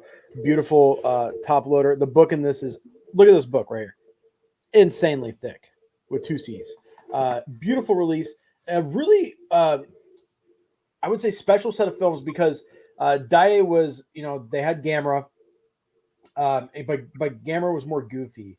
And they wanted to make a kaiju series set during a time period, like a specific time period. So they picked 3 directors. We got Kazuo Mori, Kenji Mizumi, and we also got Kimiyoshi Yasuda. All 3 of them, especially Kenji Mizumi, are known for doing Chambara films, Jidaigeki films. Kenji Mizumi, famously, I've talked about him a lot on this channel. He directed 4 out of the 6 Lone Wolf and Cub films. Each of the directors directed a handful of Zatoichi films. So they're really well versed in filming in Jidaigeki or the Chambara typical time setting. But they did a really amazing job with the special effects that I think still hold up today. There's a scene, I think, in Return of Daimajin where there's 2 guards on a watchtower and Daimajin is like right up to it. And like he's looking at them with his eye, and it's really creepy. I think it holds up incredibly well.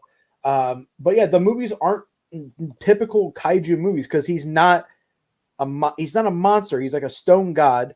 He's not ginormous like Gamera. He's smaller than Gamera and Godzilla, but he's big enough to do a lot of damage and fuck shit up. And I think the packaging is amazing, and the special features in here are mind-blowing. Like just mind-blowingly good. Kim Newman talks about each of the movies, and I think he's brilliant. I could listen to Kim Newman talk all day. But yeah, I think a really important set of films, and I honestly am surprised that we got these.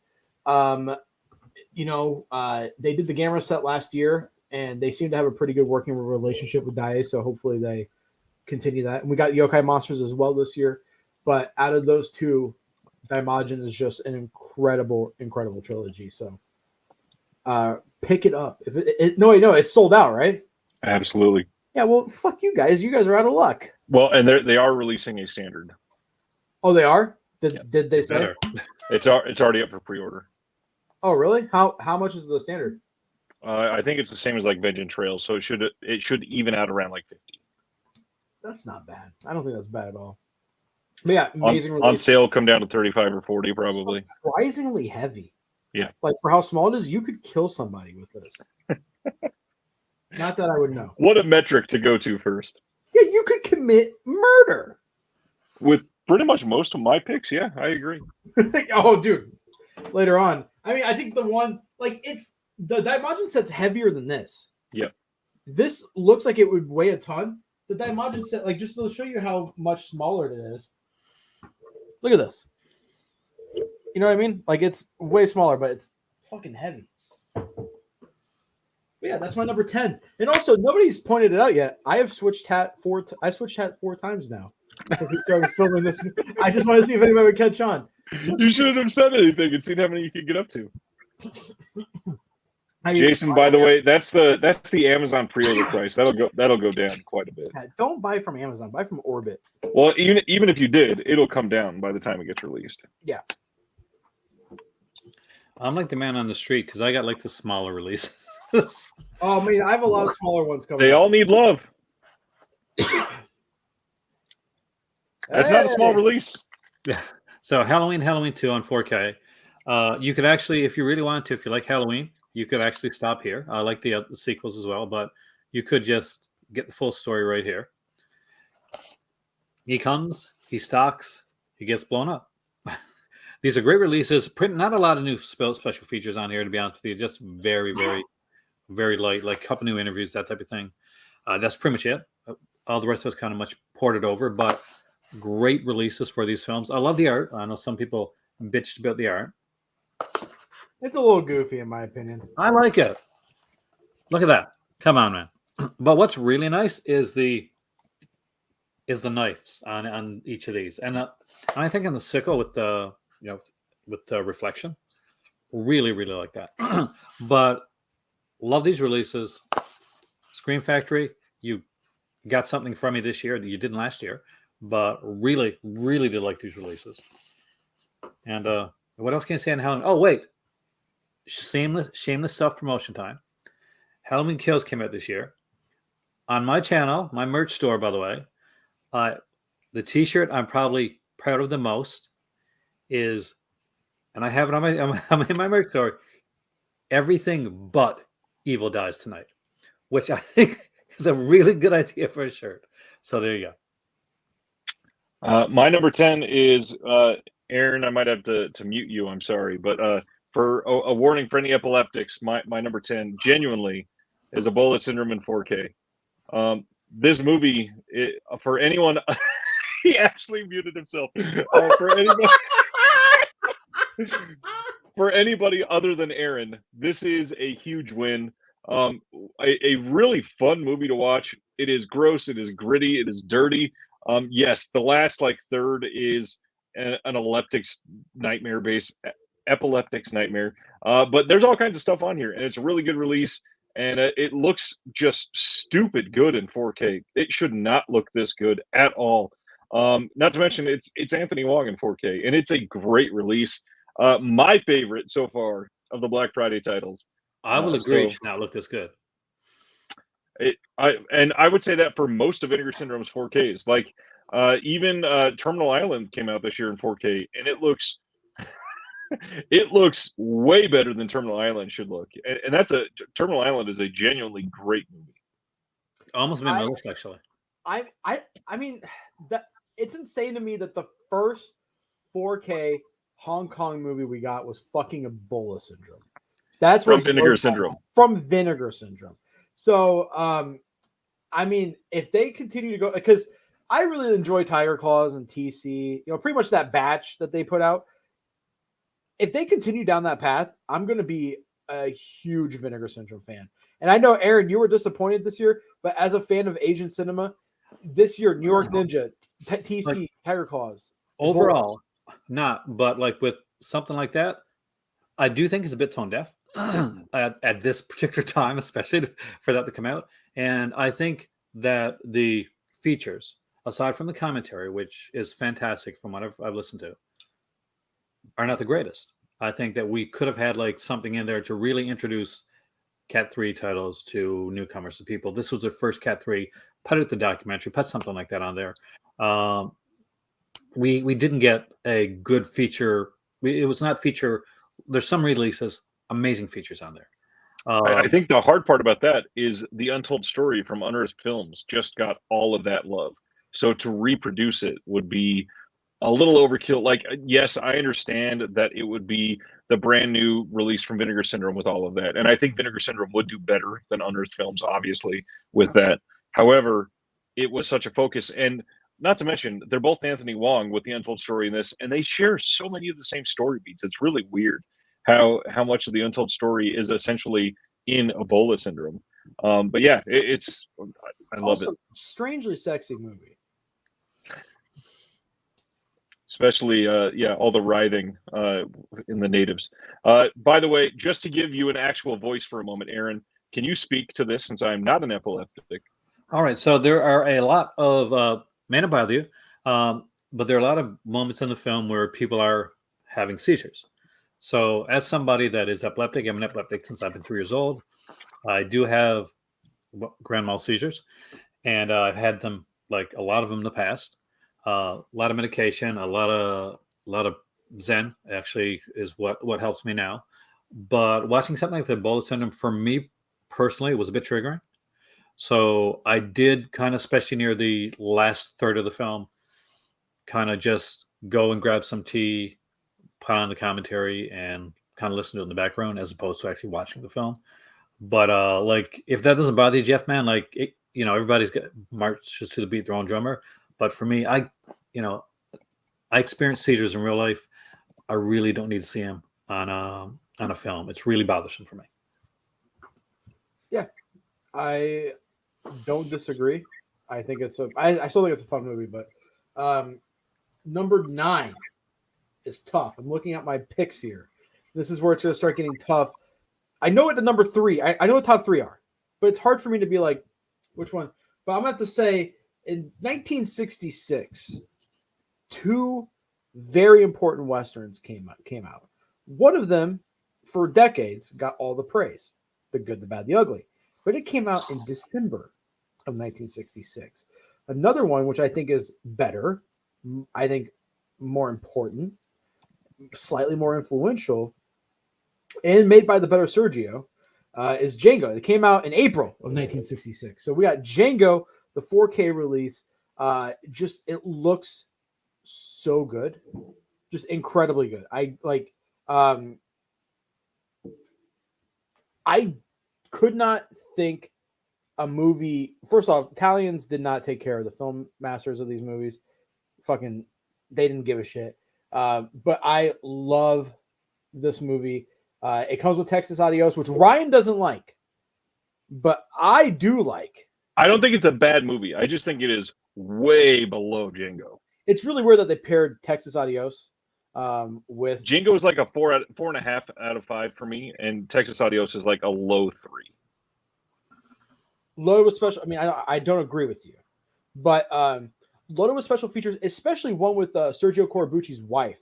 Really cool interview with her where she talks about being married to Sergio Corbucci, and this is part of his. Yes, I did. It's part of his. It's part of his unofficial Mud and Blood trilogy.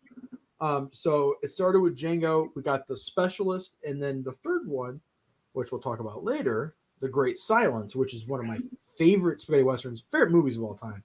But yeah, it's a part of an unofficial trilogy. He went on and did a ton of spaghetti westerns after this. But I think this spawned, like, this was such a massive hit in the box office. I think I did the conversion for like money wise, and it made like the equivalent of like $300 million today in 1966 at the Italian box office. So imagine that during that time period. Fucking bonkers. It was such an international hit that certain movies would just get renamed Django in different territories, especially Germany. It was a huge hit in Germany. So a bunch of movies that would come out in other countries that have nothing to do with Django, they would just get slapped on with the Django name, which I think is very fascinating. Like in my own collection, I think I have like 50 Django movies. Oh, Jesus. Just like that have nothing to do with Django at all. But yeah, I love that movie. It's top 3 favorite spaghetti westerns of all time. And also, like, when people, this is a good example because, I mean, not to go on too much of a tangent, but spaghetti westerns used to get such shit for being lesser than their Western counterparts. But for me, I think spaghetti westerns are way better than anything Hollywood was doing. Especially during the Code era of Hollywood. I've been going back and rewatching classics like 3:10 to Yuma, the original, My Darling Clementine, and as much as those movies are good, they're missing a grit that I need in my movies. And Django, yes, I did like the Tarantino Django movie quite a bit. Django Chain is great, and Franco Nero was actually in that movie when Django goes the D silent. He's talking to the original Django. So. Yeah, Django's incredible. Highly recommend it. And kind of a weird release because we got it last year unofficially. They had to pull it. Blue Underground had the rights still, and then they did the 4K. And it's their best 4K in my opinion. Tied with Old Boy, but yeah, yeah. Bubba, number 9. You have a good one. Aaron, what's your number 9? Easy choice. Nice. For Mad Men Only. It is a fantastic documentary by a genius named Del Close that if you don't know him, trust me, you know of his all the people he's influenced over the years. Because you look at Saturday Night Live, SCTV, there's so many people that were affected and influenced and kind of like mentored by this guy. It is insanely good. This was made during the time they're making a comic book on his life, actually, a DC comic. And this is extremely well done. Again, this is another Utopia, I think. Yeah, Utopia put this one out. So much like Shiva Baby, another release they put out. If you have not seen this, a lot of people kind of like skip on this one. It's a documentary. It's something different. But if you're into acting, if you're into comedy, if you're into improv, watch the fuck out of this movie.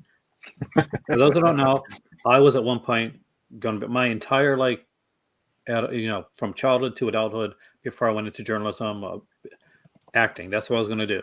And so I studied a lot of these people. I studied a lot of improv. That's my whole channel is, when I do live, I pull from improv all the time. And this guy here is a master.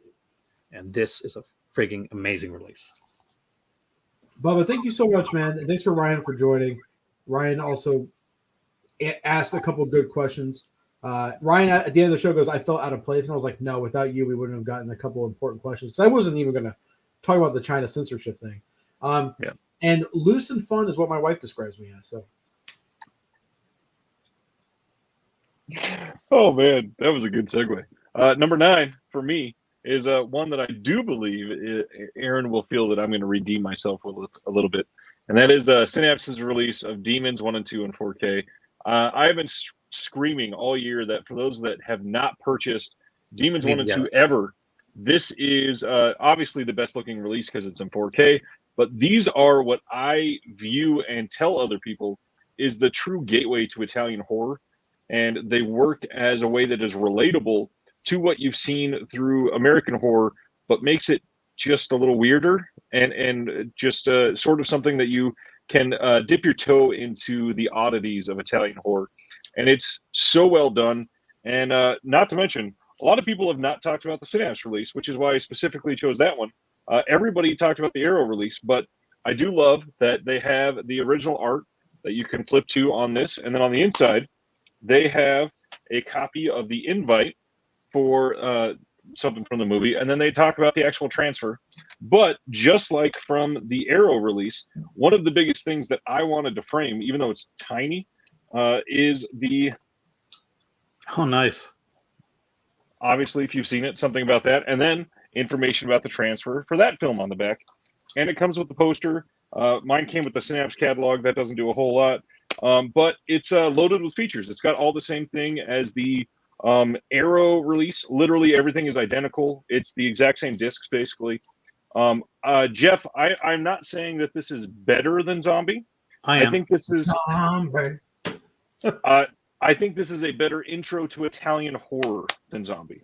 I do think Zombie is a good movie. Zombie is great, and I love Zombie, but that's better.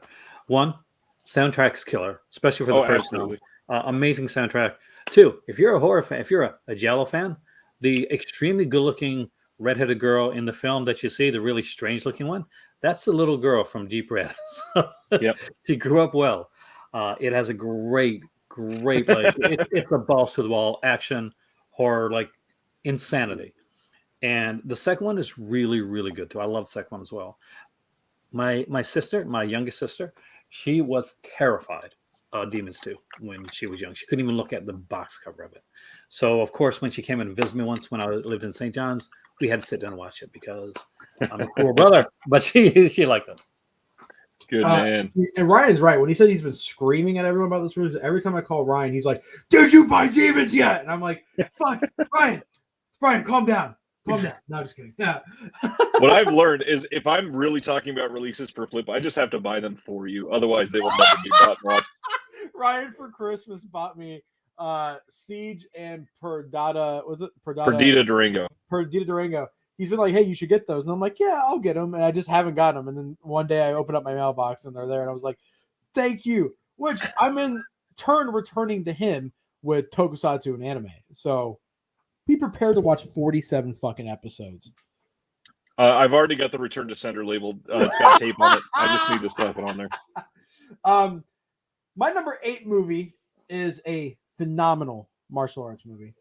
and a very important movie because at the time, no one had done this. Shaw Brothers was massive.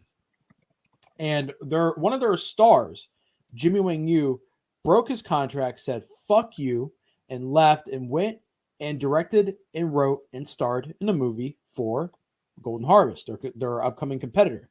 And that is the one-armed boxer. He pretty much took the trope of his One-Armed Swordsman series that he collaborated with Chang Che.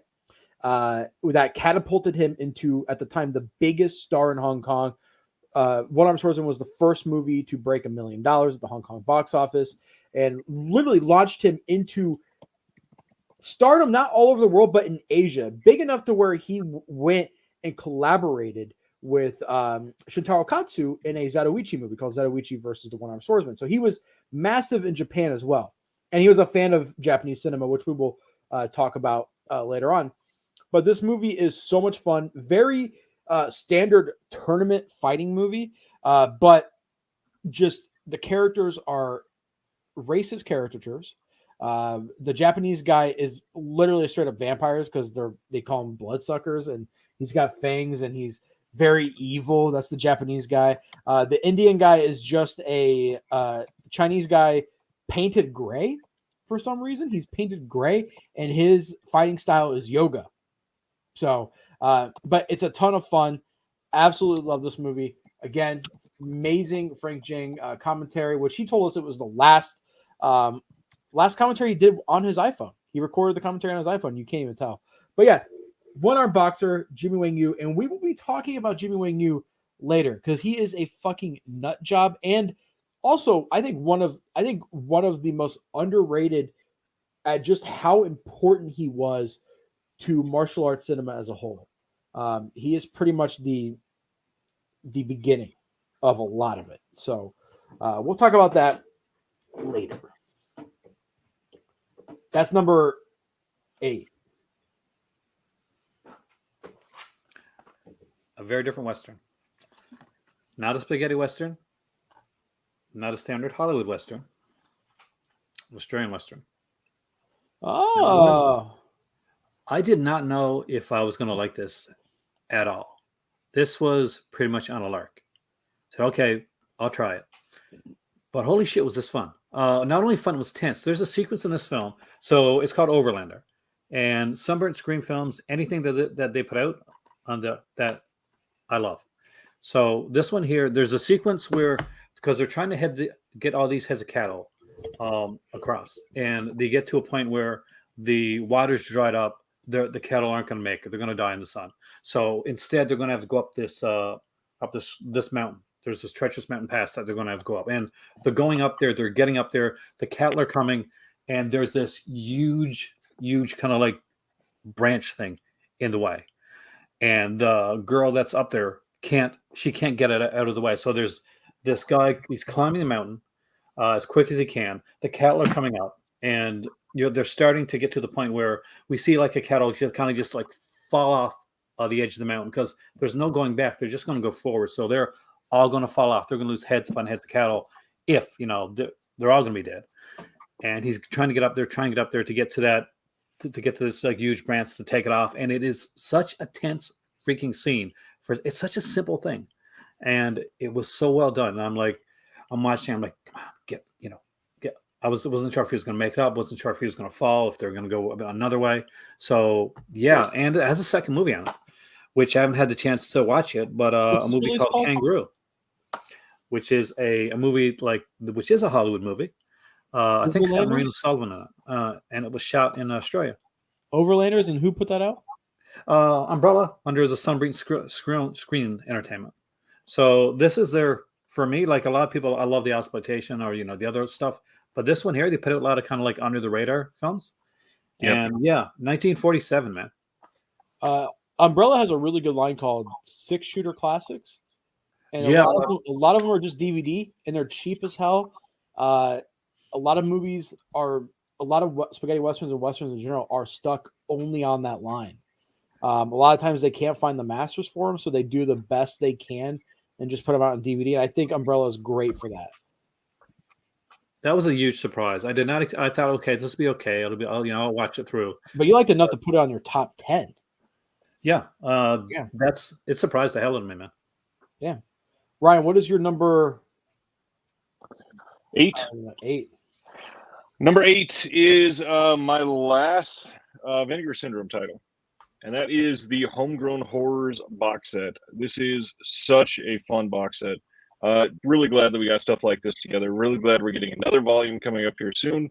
Beyond Dream's Door and Winter Beast are the winners of this, but really Fatal Exam is not bad either. Everything on here is great. They go into so many details on everything, and each one, when you buy the box, gets their own case, gets their own art and everything. They all have special features, and I believe, yes, all of them have commentary tracks, which Criterion take a note there. Obviously, if something like Winter Beast and Fatal Exam can get a commentary, and Deep Cover can't, there's a problem. So now we're at number 7, and this is it's narrowing it down. It's hard. What were you saying there, Aaron? I missed that. Oh, I say the artwork on that is gorgeous. Like that, it really is, and it's all around great. Man, this is a lot harder than I was expecting. This is a lot fucking harder than I was expecting. Looking at, because there's just so many good releases this year. But I want to give a special shout out. I have my top 5. I'm looking. Oh, I can change that too, man. This is tough. This is my favorite Western of all time. Hands down, the best Western in my opinion. Especially spaghetti Western. It's got an amazing ending, which this has an alternate ending to it. The Great Silence by Eureka. Amazing film. Klaus Kinski is as menacing as ever. I think it's Corbucci's best film. I think it's his masterpiece. I think it's a masterpiece of Western. It's one of the only Westerns that takes place in snow. I think that's what kind of is the gimmick that gets people hooked. At first, you're like, oh. And there's a lot of gimmicks in this movie, which would make it sound very gimmicky. You know, the main character can't talk. His throat was slit. Klaus Kinski is kind of a cross-dressing bad guy. It's in snow, but it's so brilliantly shot. It's brilliantly acted, and it is harrowing, especially the ending. Spoilers for a movie from 1967 or whatever it is. Spoilers for a movie that's old as shit. The main character dies. The bad guy wins at the end. And there is a huge lead up to where you think you know what's going to happen. And then it just averts your expectations. And it's very sad. Like, I mean, to the point where Taylor loves Westerns. She was watching it. And when the ending happened, and it doesn't make a big deal of the death either. It just happens. And then just, that's it. End of the movie. And she was just like, that can't be it. That can't be it. All that can't be it. And I was like, I think that's brilliant. I think it's absolutely brilliant, especially, you know, in the 60s when this came out. Mind blowing that they did that. It comes with art cards, comes with a poster. But what I really like about this release specifically is the commentary by Alex Cox, which was filmed live for a showing last year at 36 Cinema. 36 Cinema usually plays martial arts movies. Online, they usually have somebody come in. They do like a live commentary over the movie. Earlier this year, they did the 5 Venoms with RZA and Dan Halstead, which was an amazing commentary. But yeah, Alex Cox, I think, gives personally his best commentary ever. And it's in a live setting, and you can tell he's having fun with the movie, tell he really likes the movie. It also has a brand new interview with Austin Fisher, author of Radical Frontiers and Spaghetti Western, Politics, Violence, and Popular Italian Cinema. Cox and Corbucci, two alternate endings, which again, when you watch these endings, they're good, but this movie wouldn't have been as incredible as it was if it wasn't for that ending that they chose. Also, to tie it back into Asian cinema, because throughout history, samurai movies and westerns bounced back and forth on each other all the time. This movie was a huge hit in Japan, massive hit in Japan. And such a big hit that Shintaro Katsu and Hideo Gosha, Shintaro Katsu famously Zatoichi, Hideo Gosha directed 3 Outlaw Samurai that Criterion put out. they were going to buy the rights. They were very close to buying international rights to this movie. Then Clint Eastwood, our favorite conservative, came in and bought the rights from out from under and paid way more than what they were going to be paying for. And I think what we eventually got from Eastwood that would have been the remake was Joe Kidd. Nowhere near as good. But Katsu and Gosha said, fuck that. Let's just go make our own TV show based on this. So they enlisted Tomotsuburo Wakayama, famously played Ogami Ito in the Lone Wolf and Cub movies, who is Shintaro Katsu's brother. They made a 26-episode TV show, which is phenomenal, called The Mute Samurai. Same plot. At a young age, guy gets his throat slit, and he's pretty much on the run. Do you guys like Wu-Tang Clan? I flick it hardcore like Pono flick bitches. I roll with groups of ghetto bastard with biscuits. Just so then they did the TV show and Mute Samurai. I recently bought this year. It's a phenomenal TV show, and you can tell it's directly influenced from The Great Silence. A lot of story cues are expanded upon and made whole episodes. But yeah, just an absolutely influential movie, very important, and I think I'm loving that Eureka is still putting out great westerns, and surprised that this is not a Masters of Cinema. It is a Masters of Cinema release. As I pull it down, glad that they decided to put this on the banner of Masters of Cinema, because I feel like companies that suck like Criterion wouldn't dare make a spaghetti western under their brand. But yeah, Great Silence. Sorry for rambling there. Hands down, is one of the greatest westerns ever made, and one of the best shot westerns ever made too. Great Silence, I love it. 8 films. What is that? This is the Urban Legends box set that they put, the big one. And I love Urban Legends. This is gorgeous. Well, I got when you look right into the axe, if you can see that, the other killers are shown on the axe from part 2 and 3. Oh shit! So it's super well done. Like they always do the wraparound artwork on here. There's postcards. There's a poster. Excellently cool stuff. I'd never watched Urban Legends 3 because I was always like, that's the kind of the supernatural-ish one. So I would never go to it. I would never watch it. It was fun. Not the greatest. Urban Legends 1. Can't beat that one. But still, I had fun with 2. I loved the hell out of 2. And for what it was, I actually didn't mind this one. I actually thought this was better than I expected it to be. And when the other, like when you're thinking of trilogies and stuff like that, and the other one you normally go to is I Know What You Did Last Summer, right? Which they also put out a box set of. And Urban Legend 3 is actually good, and I'll always Know What You Did Last Summer is dog shit. So, yeah, big difference there. But this is an excellent box set. This was gifted to me by my good friend George, actually. I was so excited to get this. And, oh, man, it's a great release. This is my 8 films release on the for this year, and I have watched it, a couple times actually. All right, I feel like I need to make a disclaimer before my number 7. I've listed Ebola Syndrome, I've listed Perdita Durango, and with this one, a lot of people are gonna be like, "What the fuck? Ryan is a piece of shit." I'm not, I promise. I know what it is. This isn't even the worst one on my list. It's going to get a little worse above this. But I watch movies to feel things, and this movie pissed me off in one scene that went on for a very long time. This movie made me cringe in one very painful inducing scene, and then the ending of this movie is depressing as shit. But I appreciate what Indicator put into Irreversible, and Gaspar Noé is a master of his craft, and the main reason to pick this is not only can people finally see this movie in high def in a way that they made 10,000 copies of this, so this is everywhere, but the amount of special features on this disc is crazy. Again, really good book in this one.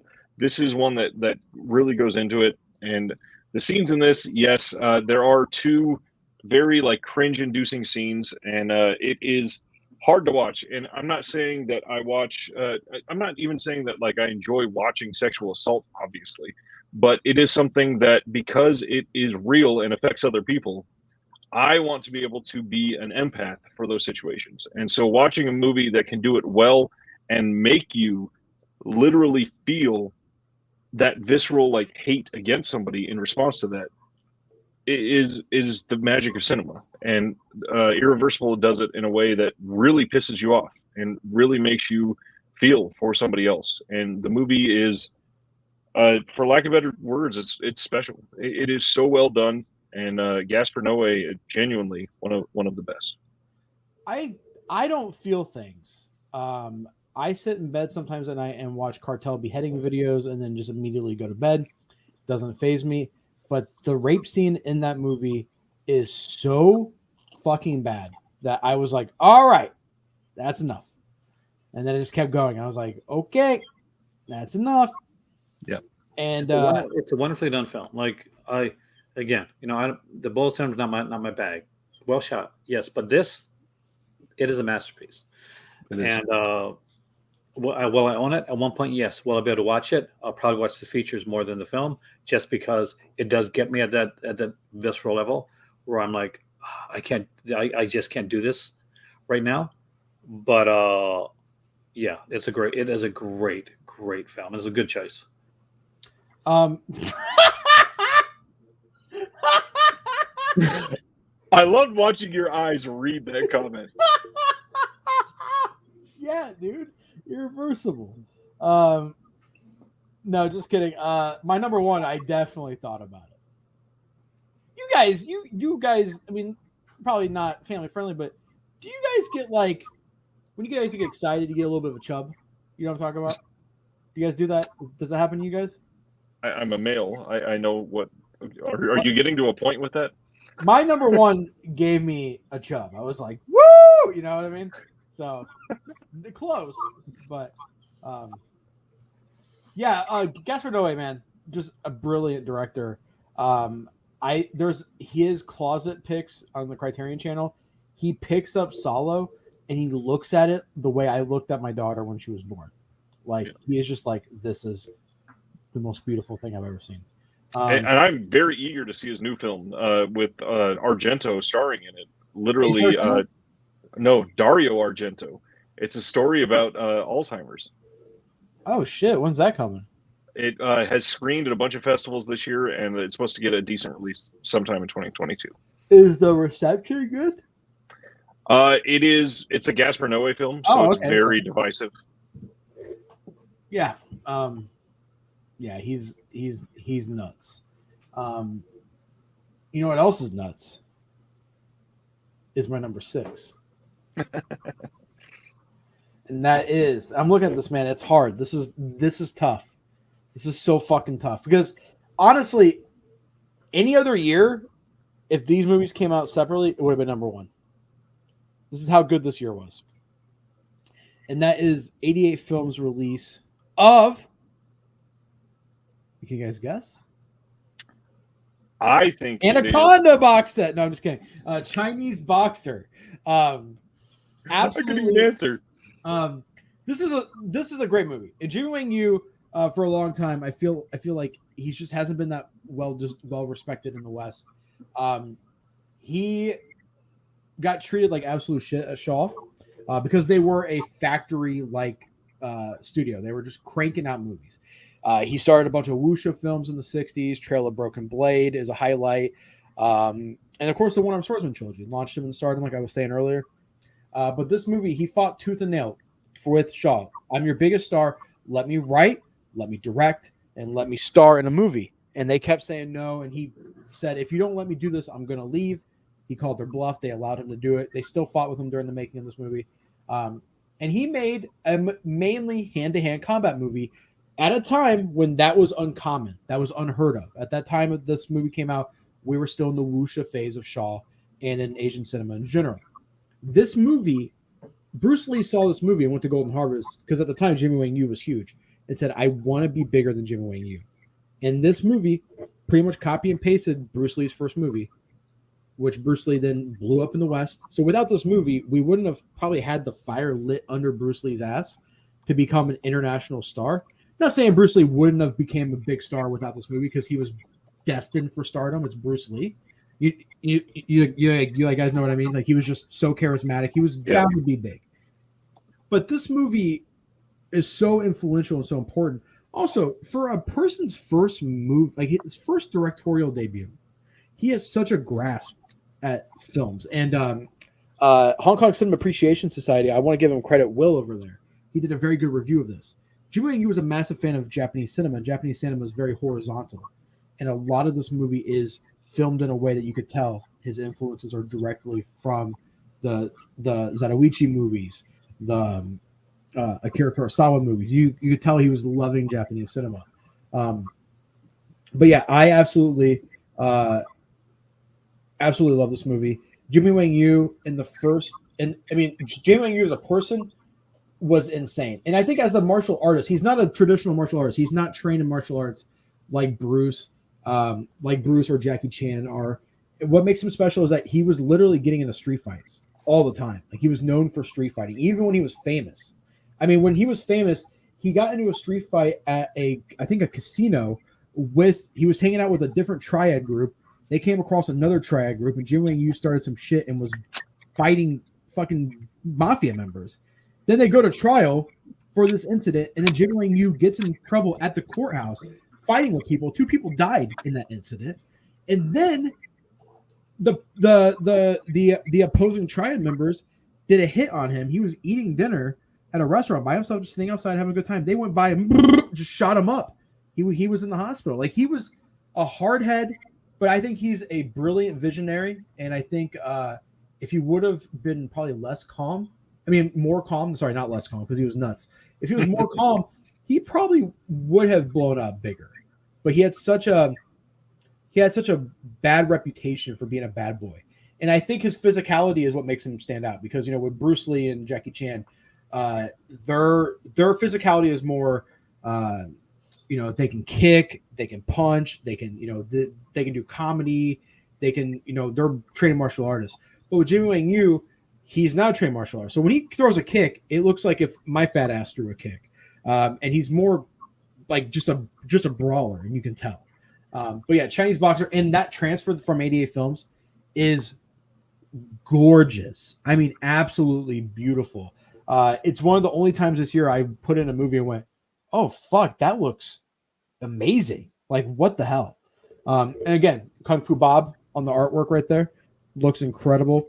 Highly recommend you watch this movie. Highly recommend it. Sorry for rambling. I'm going to be rambling with the other one. Please do, yeah. Now, for the greatest martial arts of all. So, Alley Cat. Vinegar Syndrome put this out. When Vinegar Syndrome put this out, they put this out with champagne and bullets. At the time, I'm going to say it right now. At the time, everybody was saying, oh my God, champagne and bullets. I can't believe that's coming out. It's Getavan. It's coming out. And everybody was saying, I'm not sure about Alley Cat. This turned out to be by far, by a country mile, the much, much better, much entertaining film. It's not even fucking close. No. This is so good and it's so fun. And there's some crazy scenes in it, but the girl is gorgeous. The action scenes are actually really good. Because she was actually she was a good martial artist. But she was acting with people that not all the time were, which, she did the best that she could. But this is a really fun film. If you haven't got it, get this freaking movie. It's a sleeper. Not really a sleeper because another one I just won't shut the hell up about. And I think everything else that I have left is titles that I won't shut up about. Number 6 is Santa Sangre in 4K. There is not a lot about this that has not been said by other people. This is an epic by Jodorowsky. It is beautifully shot. It is a wild emotional ride of loss and anguish and growth and recovery and like religious experience, all through a surrealist lens. And it is so beautiful in 4K. It is hard to hit on how amazing this looks in 4K. It is so much better than the old Blu-ray release.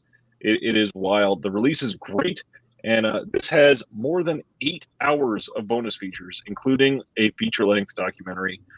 This is easily one of the best pickups of the year, and going for pretty cheap on Amazon. So if people do not have this yet, by all means, and especially if you've never seen it, please jump in and see this one.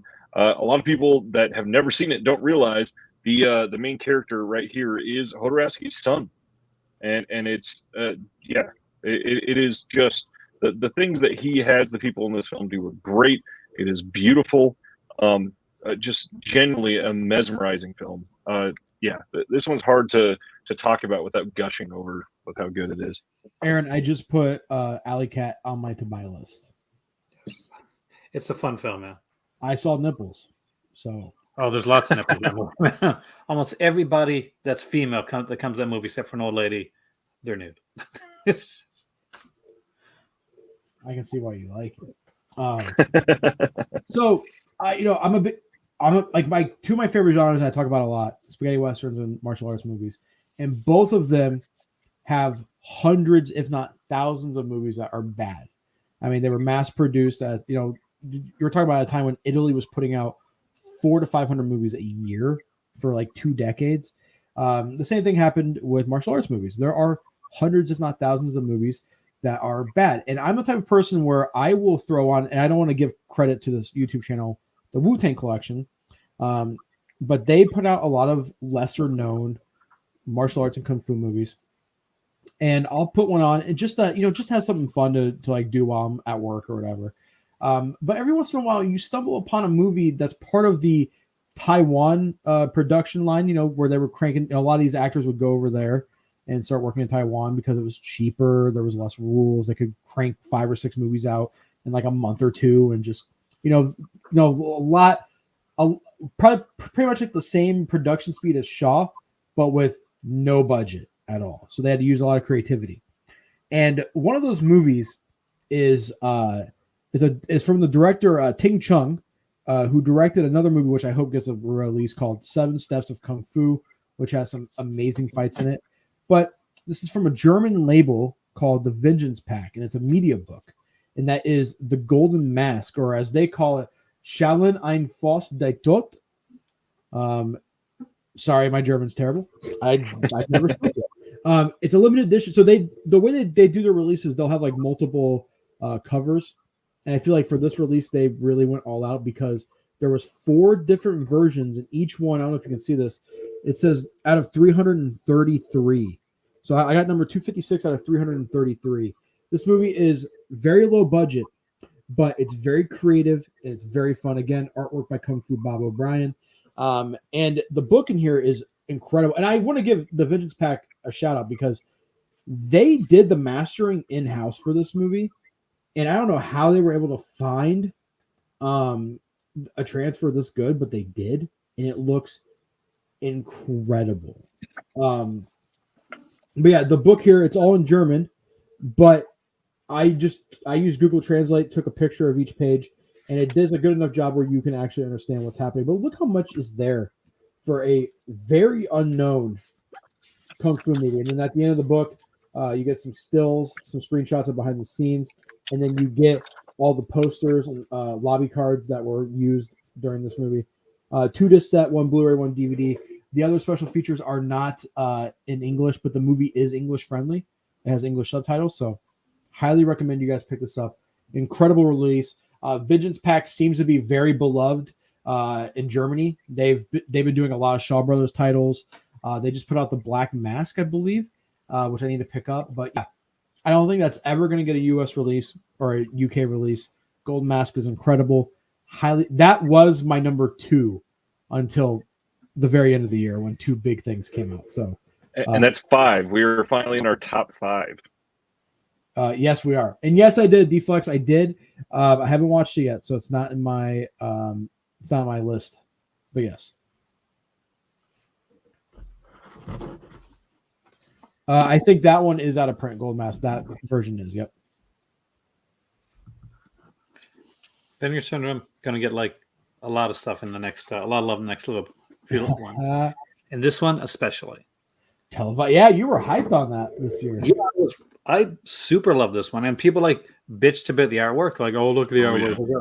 look at the face, and then seriously, the movies are excellent in here. Are You Alone in the House was one. There's a whole like book written on like TV films, and it's titled Are You Alone in the House. It's called that for a reason, because this is a really, really cool little stalker film, is what it is. Basically, it starts out after the fact this girl's been attacked, and we don't know who's attacked, we don't know why, and then it goes back to about a week or so earlier, and it's really well done. The second one is fun too. It's almost like a kind of a cheesy, almost Jallowish one, kind of call girl murders.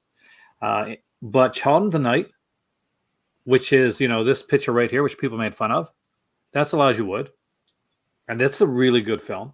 Like, it's a really cool film. It had the Hook looking kind of like the killer Before I Know What You Last Summer did. And Darren McGavin's in this one as well, from Kolchak, of course, but he's much older here. But a great release, some excellent special features. I just wish there was more on here. I wish that there was more on here, because it was a little bit light with the special features. Pick this up because I want to see Volume 2. And if you still, Dustin, man, pick this up. I want Volume 2 to come out, because How many films are in there? Pick this up, we won't get a second volume. 3. There's 3 movies in there? Yeah, we got, and that's neat the way the art's done. So, like, please stand by on That's there, great. and like, I'm watching you. And artwork wise, it's pretty cool. I like the way they're done. There's Are You in the House Alone? The Count of Girl Murders with Sharon Stone, actually, and Child of the Night, which is what this was a surprise, actually. Stendhal Syndrome says Kid Frodo. Kid Frodo. He kills it in this movie, man. Like, that dude was always a good actor. It really was. All right. My number 5 is I don't remember everything I shared, but this might be my only studio pick, and that surprised a lot of people from the other show a couple weeks ago as well. The Columbia Classics Volume 2, the 4K set. I love this release. I love everything that they put into this, and one of the main reasons is in the back of it, they have this giant hardback book, and it is a lot better of a release than a lot of boutiques go for. And for those that don't know, this is the only way to get a lot of these 4K releases. This has Anatomy of a Murder, Oliver, Taxi Driver, Stripes, Sense and Sensibility, and The Social Network. And the big thing is, yesterday, after a coupon on Amazon, this thing was less than $75 US, and that is a wild price. And for those that remember from, I think it was last year that they put out Volume 1. For those that remember that one went down in price as well. And right after it did, it went out of print. So I would not be surprised if this was out of print literally within a couple weeks. It is that quick. So if you were looking for it, none of these are available on their own on 4K yet. And from the first set, I think only 1 or 2 out of 6 are available in 4K on their own. So I don't know what Sony's doing, because obviously, like, Taxi Driver is in this on 4K. That would sell like gangbusters if it got a standard release. But there is no indication that they're putting out a Taxi Driver standard 4K. So if you really want that in 4K, this is the way to go. And they look great. Literally everything in here looks really good. Some obviously going to be better than others. Like Stripes is nowhere near as good as something like Taxi Driver. Even Oliver surprised me how good that looks in 4K. But yeah, really good set. Obviously, very wildly different films. So it's not like there is a connecting theme to these, other than they were Columbia and Sony Pictures.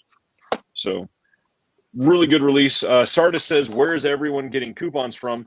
If you go to the item on Amazon, there is a little checkbox below that says, clip this coupon for a super good discount on one of those off. And like the Django release that I think I linked above, if you go to that and click on it, you'll see an example of it. It's listed at like $31.97 or something, but it says click this box to remove $6.79 or something, and it takes it down to a much better price. And on this one yesterday, it was listed at like 91 or 92, and the coupon was for 18 or 20 bucks or something off. And that's just crazy that it was that cheap. I need to pick it up. Man, number 4 is tough. It's a really hard pick here. But I'm gonna have to go with my favorite Western release of the year, Vengeance Trails by Arrow Video. I know people are gonna bitch. They fucked up the spine. I don't give a shit. I'm not a madman. I don't display my movies like this. Right. I display it like this, or if I really want to, I display it like this. Incredible set of films, all with a central theme, and I really like that Arrows did this year. Years of Lead, very similar, but My Name is Pecos, God Said to Cain, Banditos, and Massacre Time. Massacre Time, correct me if I'm wrong, Aaron, you might know this more. Lucio Fulci, his first non-comedy, correct?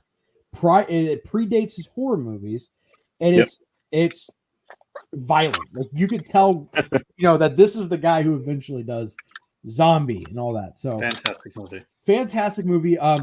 Very sought after for a while. To kind of call back another company, while these productions put out Massacre Time under a different name, I believe Brute and the Beast, because these westerns had so many different names depending on region. While these is no longer with us anymore, which is sad because they were so important for spaghetti westerns in the States. And I think these 4 movies are all good. My Name is Pecos is my least favorite, but it's still a great movie. My favorite in God Said to Cain, I think the only spaghetti western where Klaus Kinski plays a good guy in is just brilliant. Banditos is amazing.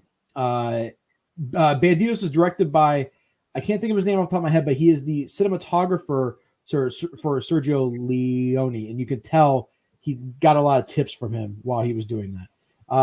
Massacre Time is also good, but this book that comes with it, I think, is brilliant, and I think the artwork, I would have loved a poster of this. Look at that.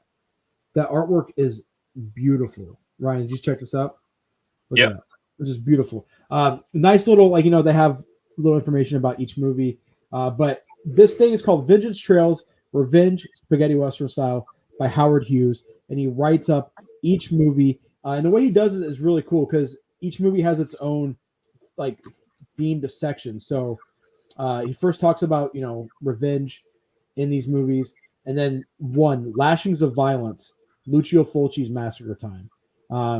And he writes, and then there's little chapter breaks where it says the Django effect, and writes about it. Just brilliant release. I think these are really good spaghetti westerns, and I'm glad that Arrow gave them a really nice box set. Brilliant artwork on the front as well. Just amazing. And that poster is for Banditos and Massacre Time. So, yeah, that is my number 4 favorite release of the year. As a Western fan, it was a pretty solid year. If I had that would be in my top 3, actually. That is an amazing set. I need it. I'm so behind on things. I'm almost embarrassed. Ryan just got his last week. Yep. But that televised terror set was a great TV film box set, but it wasn't the best that came out this year. Fun City. What? Primetime Panic is excellent. Fun City Editions did an amazing job on their first box set. This is incredible. And one of these films here is actually, I guess it was maybe it had a theater release or something, because it is pretty, I guess, more risque for a TV release. I think it had a theater release in Europe. Yeah, and that's the release that's on here, by the way. So it is the air cut that's on here. It's really well done, and the interior artwork is amazing. What's cool, I was watching Dreams Don't Die, and I'm like, is that the kid from it is, isn't it? It's a kid from Witch Mountain. And so, being one of those Disney guys, I knew right away, this is a really good film, actually. And the kid that plays the bad guy, you wouldn't the way he looks, you wouldn't assume he'd be that bad of a bad guy, but he does a really good job. Freedom is really cool, but I think the star of it is Death Ride to Osaka. Great film. I like all 3 of these films, but you got Jennifer Jason Leigh and this one. Now this one is more on the sleazier side, but loved it. Great release, great features on here, and I look forward to whatever Fun City Editions does next as a box set or anything in general, because see this company right here, this partner label is the most solid like release after release for Vinegar Syndrome. This is their best partner label. They got some great ones: Gunpowder and Sky, Utopia, fantastic. But Fun City Editions, there has not been a bad release. I would agree there. Fun City is at the top of my list as well. Utopia is fairly close though. They've gone under. Obviously, Shiva Baby has gotten a lot of attention, but some of their other titles have been just amazing as well. And then also Gunpowder and Sky, they are close. They've put out so many great titles. And Utopian, like honestly, those three companies deserve it. They put out amazing stuff all the time, and I can't say anything bad about Utopia. Like Shiva Baby, still, if that was here, that like I can't find my copy of Shiva Baby right now, but like full disclosure, that would have been number one. That's how much I like that film. All right, you good, Flip? Oh, I'm great. Was that your mom offering you pasta again? It's my mom offering me soup. You were very close. Very close. Yeah, that's my mom offering me fucking soup. All right. First off, I do want to, since we were talking about Vinegar Syndrome, and I don't have any more Vinegar Syndrome titles. Stendhal asks, how many do you guys think of the new 20 VS titles are going to be partner labels? We already know the entire January slate from Vinegar Syndrome, so I believe it's We know that there are four Vinegar Syndrome titles, and then they did say that there's going to be a new VSP, so that's 5. And they said there's going to be almost 20, so there's probably 18 or 19 titles, and the rest are going to be partner label releases. It's going to be a partner heavy month. I'm really unless they drop something very surprising. I'm really hoping that Subculture does something. I was so impressed by the Deadlock 4K, and they didn't do anything else. So hopefully one of them is that. So. They are one of a few partner labels that only did one title last year. So I'm hoping there's some more. Pulse only did one last year as well. My number 4 was already talked about tonight. So I will just share a few other things. True Romance in 4K. I am, for some reason, probably just because of the age that I was during that time, but I really appreciate 90s cinema. I think a lot of that is just nostalgia based for me, but for some reason, this has always been one of my favorites from the 90s. And I said it in my video. I said it a couple weeks ago on this channel, and I'll say it again. I think this is one of the best casted films of all time. I think everybody in this role, everybody in this film in their roles do probably the best version of those characters. It is one of those movies where it is almost impossible to picture somebody else in one of those roles. And it is such a star-heavy film, looking back on it, and everybody associated with it. It's such huge names, and they all were huge, either right after this or long after this, and they have just such tenured careers. But genuinely, one of Vinegar Syndrome's best 4Ks. It is not their best. It's not even their best of the year, but it is easily top like 3 or 4 of their 4Ks. This is such a great release. However, all of the limited editions of this have all sold out and are going for like $110 on eBay now. So they are releasing a standard edition of this 4K. Fully worth it. Lots of great special features on here. True Romance. Nothing else needs to be said. Great release. You know what else is a great release?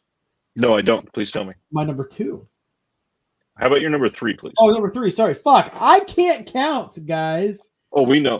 I was talking about soup with my mom.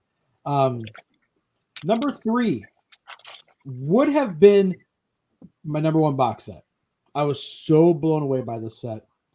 It's very special to me. I love these movies. It's by a director who is incredible. Eureka. And that is Cinematic Vengeance. 8 films by Joseph Coe. Brilliant artwork by Dan Wheeling. Right there. Darren Wheeling, sorry.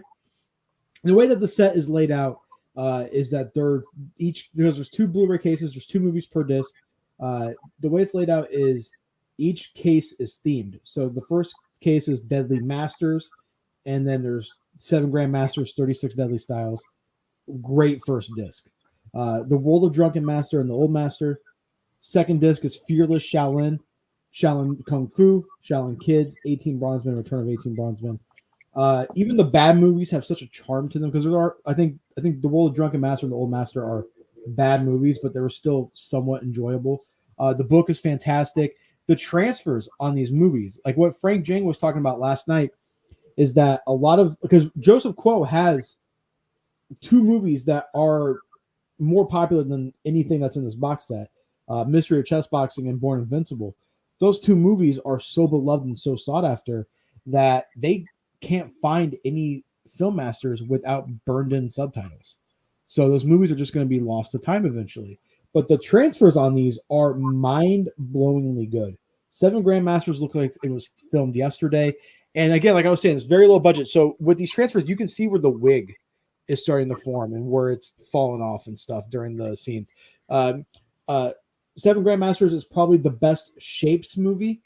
Shapes Kung Fu is a certain style, like there's Basher, there's Wuxia. Shapes, it's the best Shapes movie. A lot of styles. The book is fantastic. A nice set of lobby cards that I haven't even opened, but I've seen other people open them and look at them. Brilliant box set. Eureka fucking knocked it out of the park. Blew me away with the set. Like when this was announced, I was like, holy shit. Like they're taking a gamble, putting out 8 Kung Fu movies that the majority of people have not heard of. So yep. That's number 3 for me. Indicator. Yeah. Easily I'm a huge film noir fan. Actually, my dad got me a film noir book for Christmas, actually, from Tension. But this is fantastic. All their film noir releases have been incredible. Feature-wise, these are the features right here. Like that's how many. It's a book by itself. lot of really cool Three Stooges shorts, by the way, which was kind of surprising. The book in this too is incredible. And if you haven't been picking these up, I got the first set behind me right there, but just amazing stuff with this. The write-ups on these are amazing. Indicator just knocks it out of the park all the time. Every release that I got from Indicator is definitely a top release. And this rocks. I love film noir. If you're collecting film noir, if you love film noir, get the Indicator box sets. I love every one of these films. Affair in Trinidad is a favorite of mine. But just across the board, every single one of these are fantastic. I still think Indicator is the most consistent label out there. Yes. 100%. Actually, I think objectively they are. Easy. Spoiler alert. This label may be my top label this year when it comes to labels.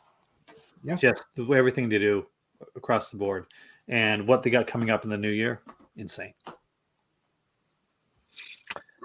All right. You know what else is insane? Ryan's number 3. I noticed a few minutes ago that I didn't have any box sets really high on my list. Like the Columbia Classics is up there, but that's really because I think we talked about this last week, but I'm unable to pull a flip and really go watch 8 films from the same director in 3 different days and then spend the next 2 weeks doing all of the special features. I'm not that type of person. I'm on the spectrum and I can do that. I have a super. Oh, I am as well. But my wife tends to watch everything with me, which makes that difficult because she doesn't. My wife cannot stand the shit I like, so that's good for me. My wife liked Ebola syndrome too. So,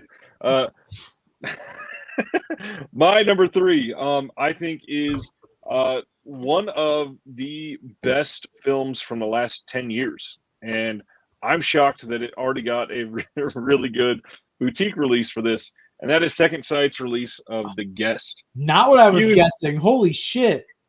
That one is still coming. So this is an incredible release. 4K, massive book. The size of that's so bad. Is crazy.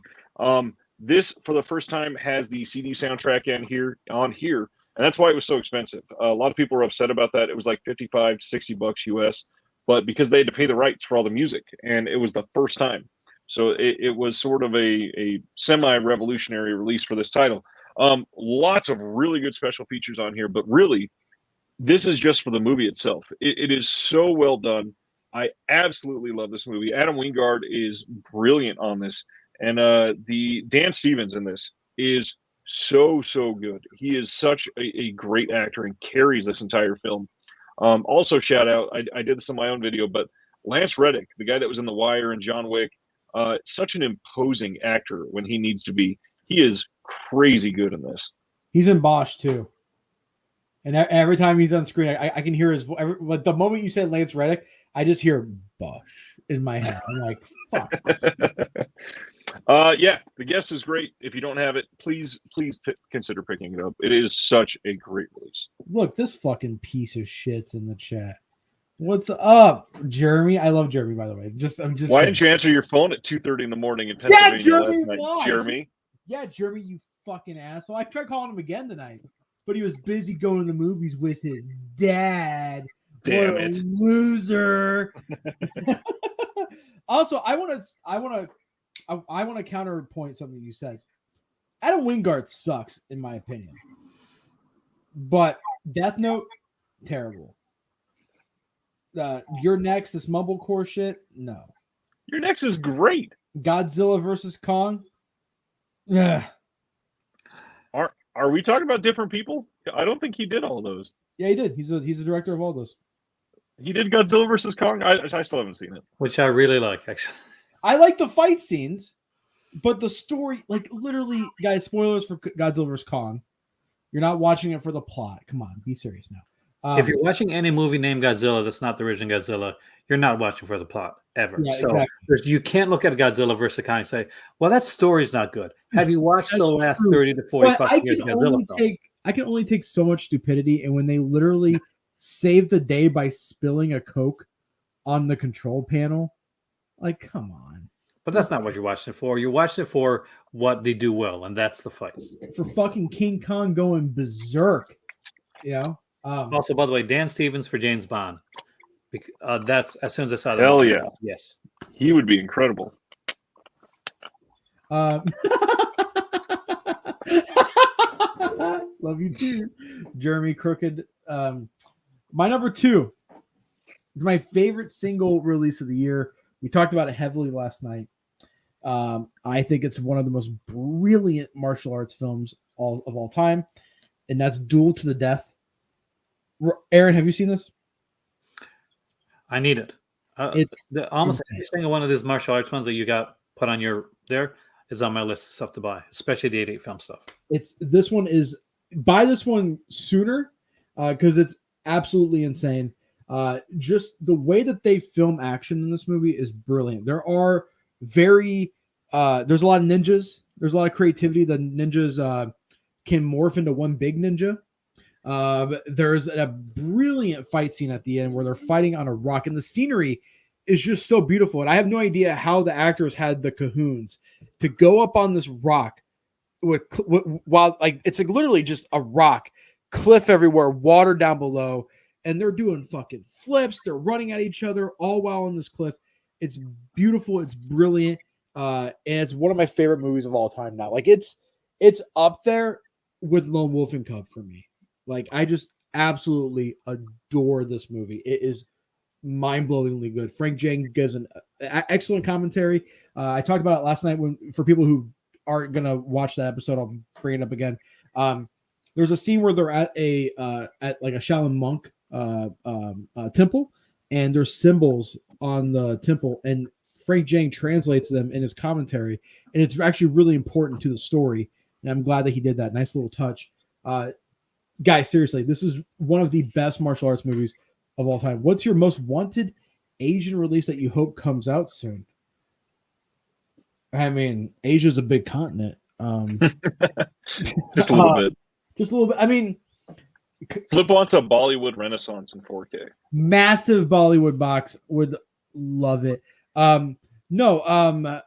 Before I knew about the Kamen Rider stuff, Kamen Rider would have that was like one of my things. I was like, we need more tokusatsu. We're having a renaissance of that. Before this year, I wanted martial arts cinema, and we're getting such a plethora of it. So it's really hard to be like, what's one thing I want? I want a box set. It's probably not going to happen. I thought it was, but after Arrow's code for next year, and they had a relationship with Daiei, I want a Sleepy Eyes of Death box set. It's a samurai. it's a film. It's a samurai series. Very violent. Not as violent as like Lone Wolf and Cub, but very violent. A lot of fun. There's 12 movies with the same actor.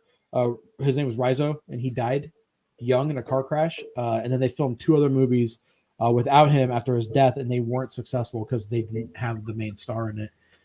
So they canceled the series. I want that. I would love more Yakuza films, especially Kenji Fukasaku. He directed so many other movies other than Battles Without Honor and Humanity and Battle Royale. But yeah, like when I step back and look at what I want, I mean, I'm blown away that we have a Zatoichi box set. I'm blown away that we have a Battles Without Honor and Humanity box set. I'm blown away that we have a Daimajin set, a Shaw Brothers box set. There's so I think we're literally living in the best time for physical media across the board. And as a fan of I don't talk about this much on the show, but I'm a massive fan of anime, especially mecha anime. And Discotek is just cranking out old 70s mecha anime, and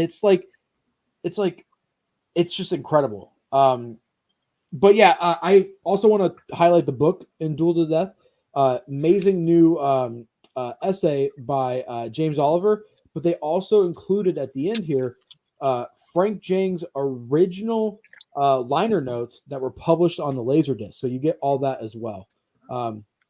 Brilliant movie. Here's some posters at the back. There's a lot of ninjas in this movie. There's a scene where there's a sword fight between a samurai and a ninja. He decapitates him. The head gets stabbed into a branch on a tree, and the head threatens him. It opens its eyes and talks, threatens him, and then the head explodes. Amazing movie. Very bloody. I'm going to grab onto what you said just because we mentioned it once a long time ago, and I'm going to keep speaking it into the ether until it's real. I still don't understand how we don't have a good Ju-On box set. Yeah. We don't have The Grudge, and I don't get it. I mean, anything's possible. I mean, we got New York Ninja this year. I'm still shocked that Arrow didn't have it lined up for The Ring, One Missed Call trilogy, and then Ju-On. That should have been right there. Yep. But what is your? Oh, we need a Pinky Violence box set. We're still getting plenty of Pinky Violence releases though. Like once Third a year, Window. Yeah, third window puts out like double pack, double feature releases. Arrow puts out at least one Taro Ishii exploitation film a year. Yeah, so we're getting plenty of them. Yeah, see, look at that. We're getting. It's literally the best time.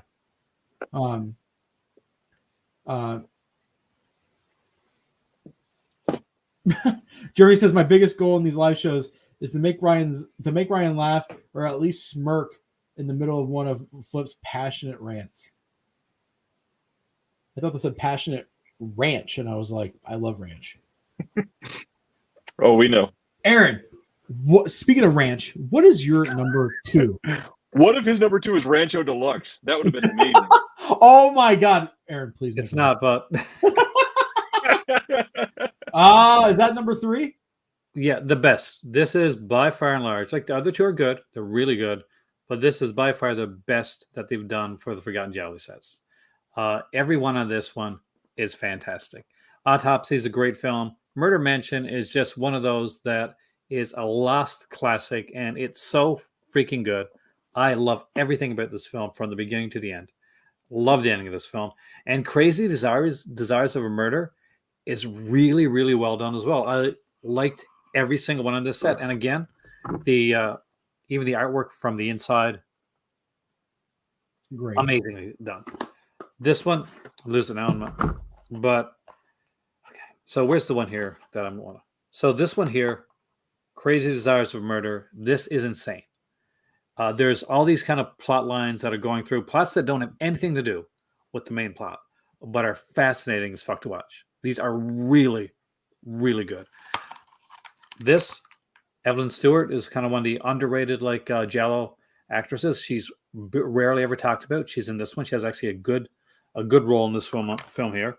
And this one is probably the most known out of the 3 films. But you could pick any of these up at any night and just have a blast, because all 3 of these are insanely great. This was an easy pick for me. All right. My number 2 has been heavily talked about already tonight, so I don't want to go too much into detail on it. But it is hard to know how good Django looks in 4K. Django. Genuinely one of the best 4Ks ever released, like by any label ever. Looks incredible. The resolution is really where it is just astounding. Obviously, the colors look good, but it's a Western, and it's a very muted Western to begin with, for a reason. It's a movie to highlight Franco Nero, not to be like stylish in a colorful way. Fucking beautiful blue eyes. And speaking of those blue eyes, one of the things that was not brought up earlier, I want to point out that literally almost 50 years, or actually a little more than 50 years after this release, we get a brand new interview on this with Franco Nero, and he goes into details from the set just from memory. Just, yeah, you know, that thing I filmed 53 years ago, this happened on that one day, and it was fun. And it's crazy. He is like spry and bright and still just absolutely astounding. He does the same thing on Massacre Time. There's an interview with him that was like last year or something, and he's still got it. They probably literally filmed at the same time. Is he sitting in like a really fancy looking room? I think so. Yeah, I think it's probably the same time. Yeah. Just again, incredible release. If you don't have this one, this is a mistake, because this is going to be one of Arrow's, like, they are known for this release film.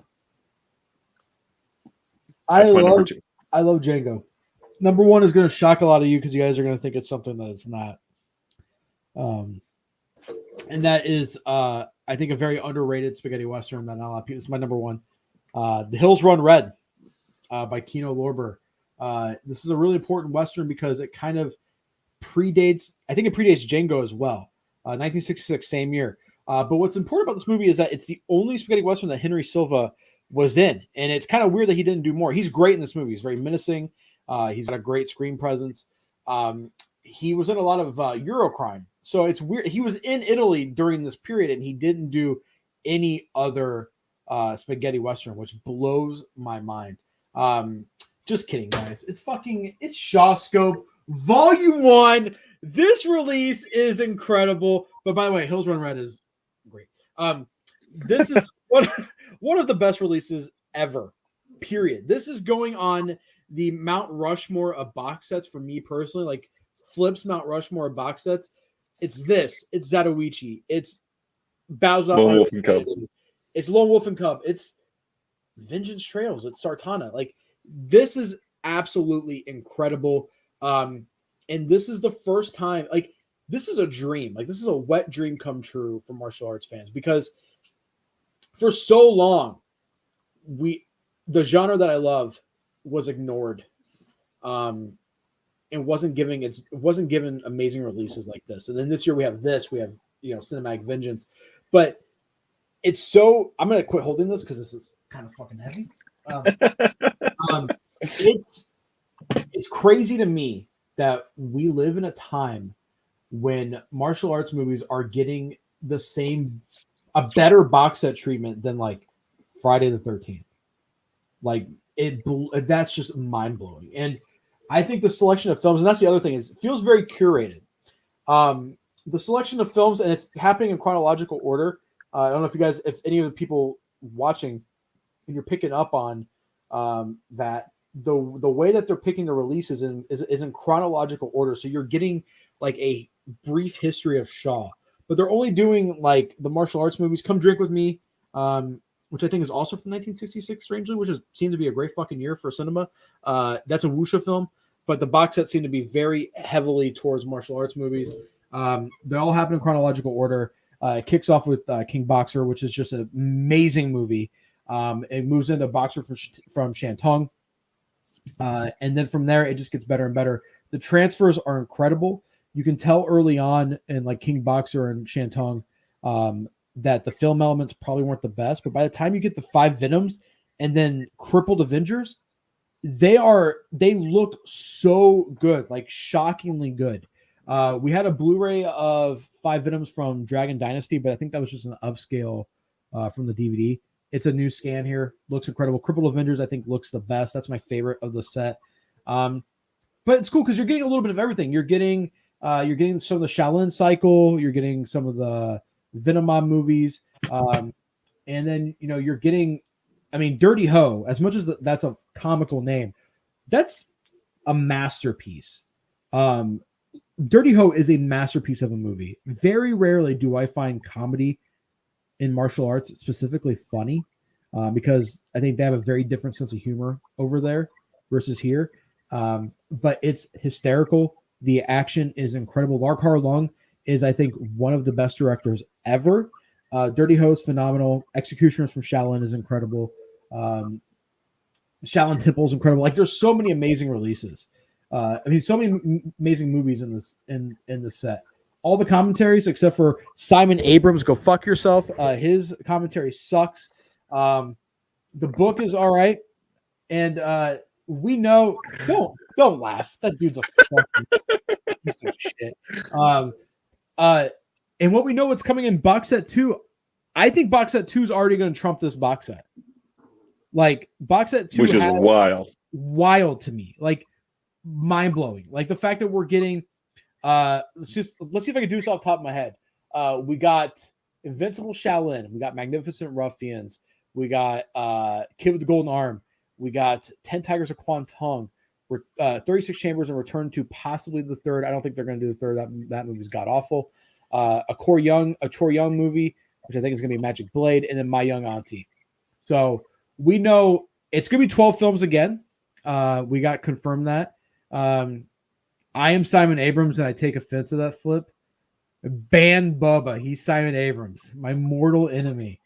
But yeah, just incredible release. Just absolutely incredible. When it was announced,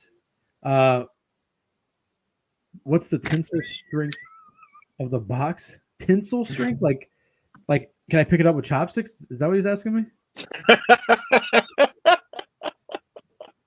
The fuck does that mean?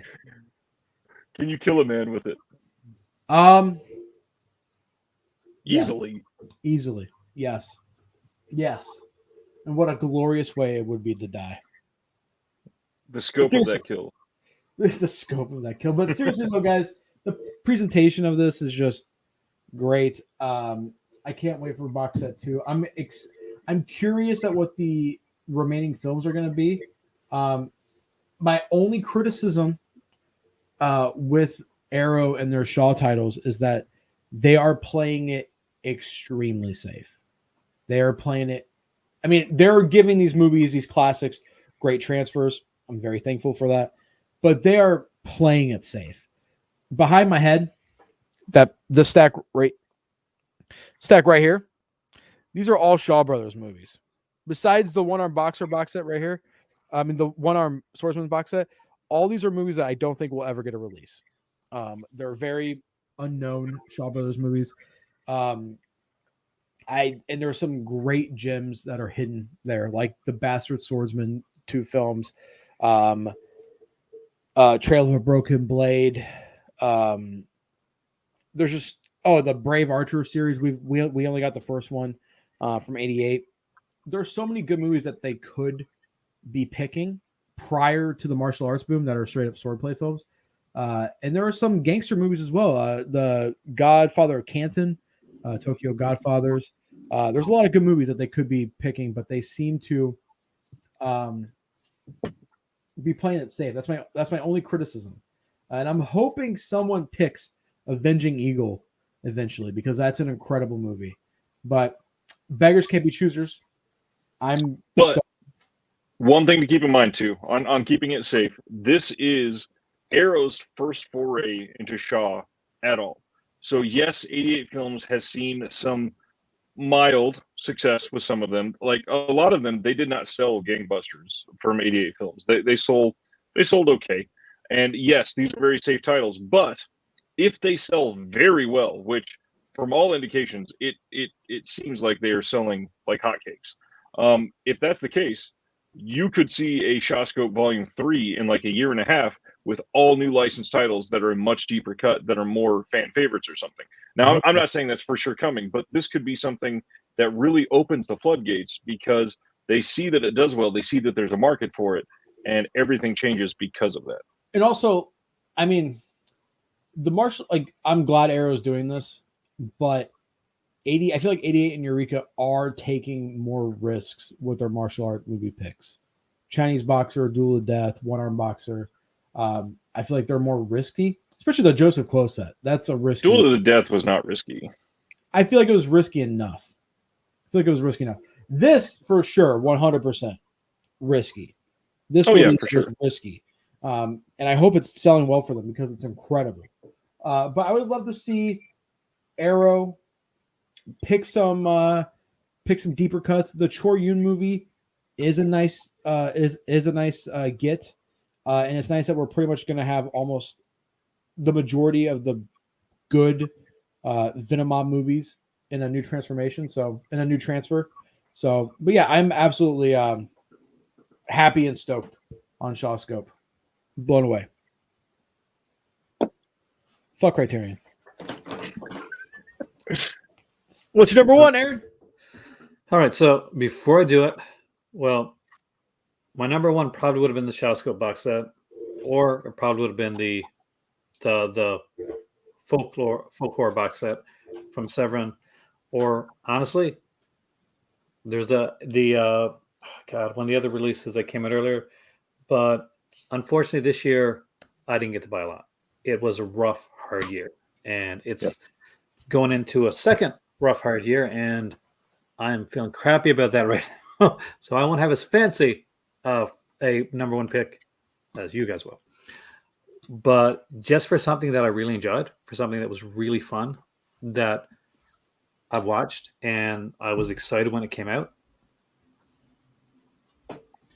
Yeah, you were hyped on that as well. Yeah, I was really big on these films here. So these are by Pierre David, the producer. He produced these. He's kind of a Roger Corman type producer here in Canada. He's done a bunch of stuff. So he produced all of the films. So, the first Scanners film, I'll be honest with you, not the greatest film. The lead actor, not the best. Michael Ironside saves it. But Scanners 2 and 3, lots of fun. But Scanners Cop, they're on a whole different level. They did not expect this to come out. When I found out this was coming out, I expected it to be Blu-ray. I did not expect to be getting 2 4K discs for the Scanner films, films, and it's a sin that he died so young, because I would love to have seen more from the actor, because the lead actor in this film is unfortunately passed away early. But great stuff in this one, and especially in the second one. So Buddy's when Buddy's veins are popping out in this movie, that's not a special effects. He's doing that. He's a method actor, and he's like literally popping his veins out on his forehead and his face. And the guy was pretty much like pretty insane with that type of stuff, and utterly adored this film. Love both of these. And I go back and forth on which one I like best, because second one is batshit insane. Like literally, dude goes to hell in the second movie. He literally like not like metaphoric. He goes to hell near the end of this film, and to fight the bad guy.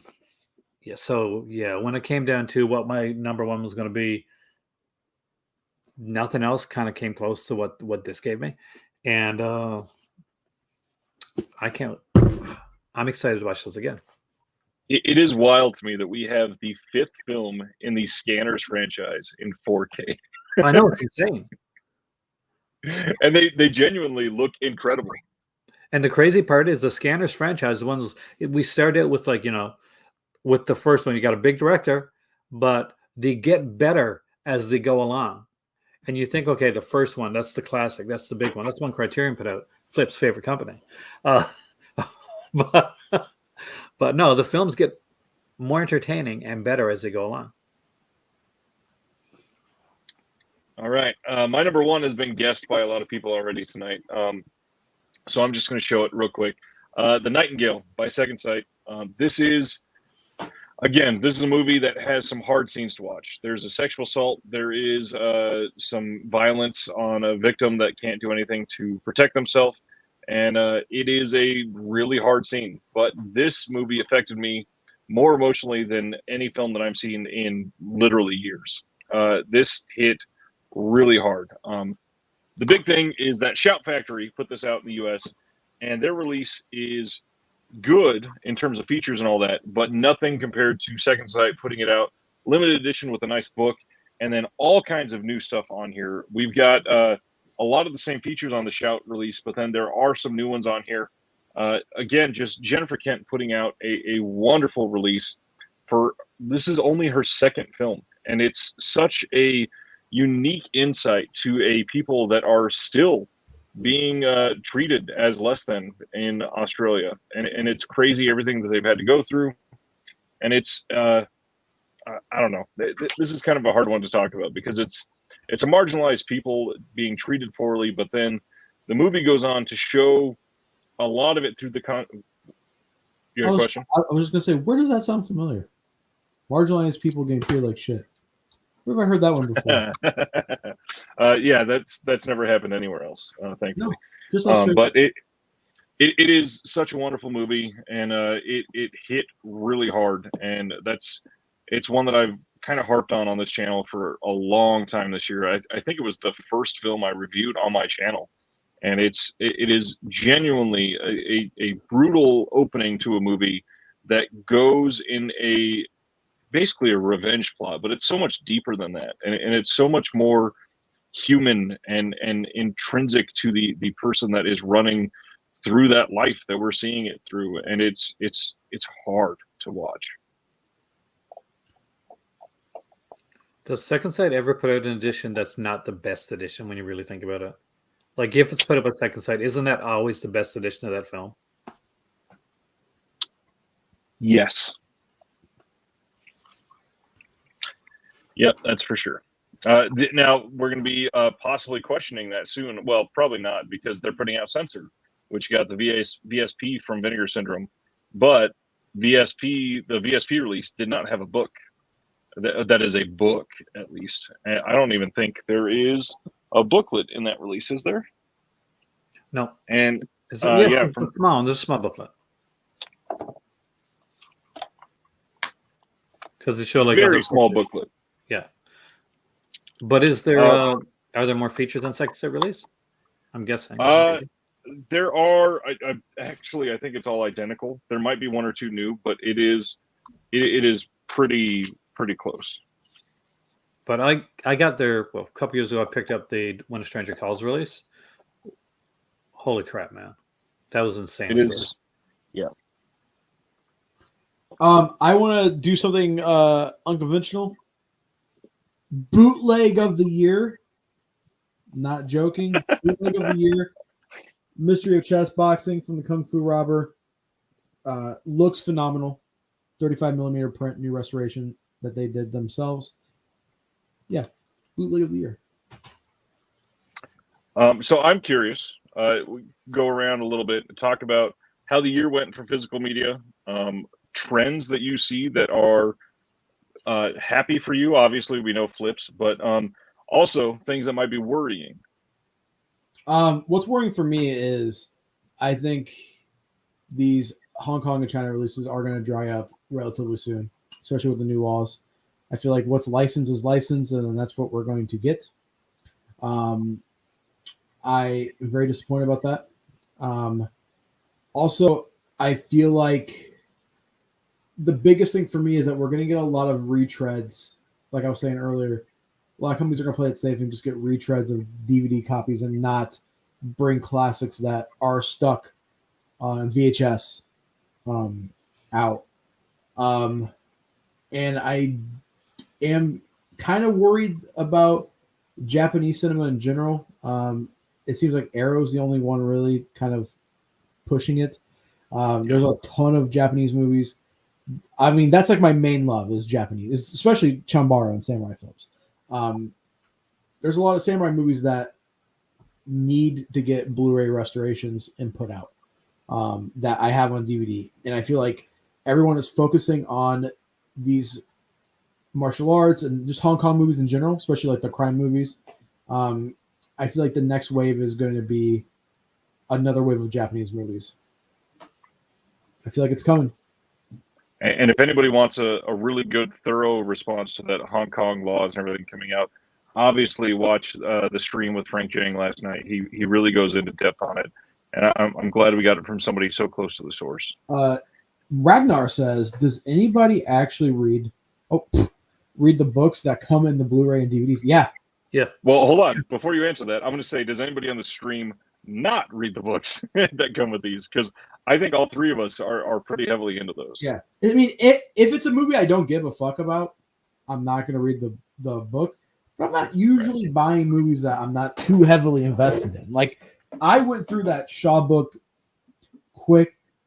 I pretty much read the books before I watch the movies, because I'll get the movies in probably while I'm at work, and on my break while I have 15, 20 minutes, I'll burn through the book and read it. And I mean, that's where I get a lot of my knowledge and information is from those books, is from the commentaries. Like I'm the type of consumer that I will listen to every commentary.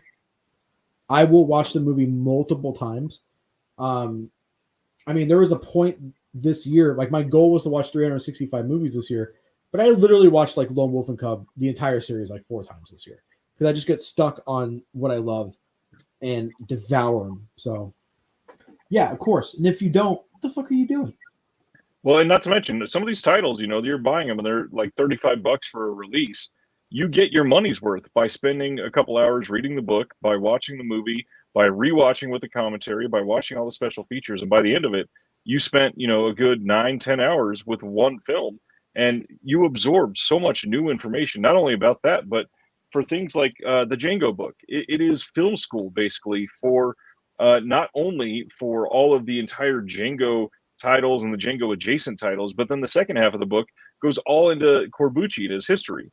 And so going into depth on things like that, you learn so much, and it makes your money that you're putting into it so much more than, just buying a $35 film that's over in 90 minutes. I'm tired of special editions with low numbers. I hate finding a film and then finding out it's already out of print.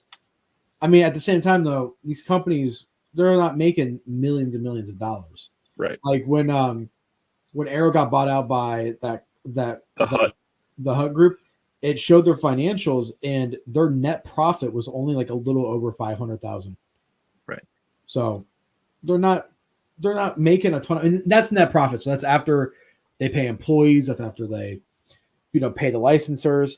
But a lot of that profits goes into future licenses as well. So it's not that much money. It's really not. So these low numbers, especially on things like the Cinematic Vengeance trilogy, 3,000 copies, that's a risky investment, And I think Bows Out Honor Humanity at the time was a risky investment for Arrow. 2,500 copies. That was almost 6 years ago at this point. 2,500 copies for a film series that wasn't that known here. And when you go back, and Aaron, I talked to you about this last time I brought this up.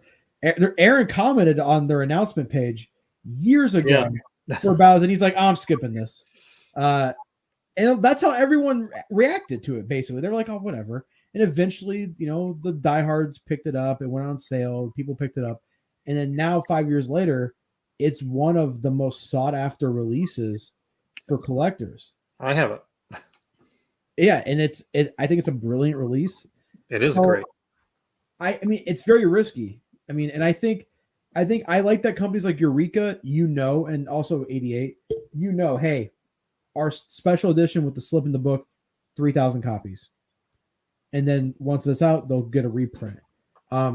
It blows my mind that things like Daimajin sold out. It blows my mind that we're already going to standard for Years of Lead, so that means that's probably close to being sold out. You got to remember, we're a very close, like very small group of collectors. Every year, physical media sales are going down year over year. But it's people like us, people watching, who keep that shit alive. Companies like Criterion can afford to, because they have a bunch of idiots who buy all their stuff. Except for Daisuke Beppu. He's not an idiot. He's a brilliant man, and I love him very much.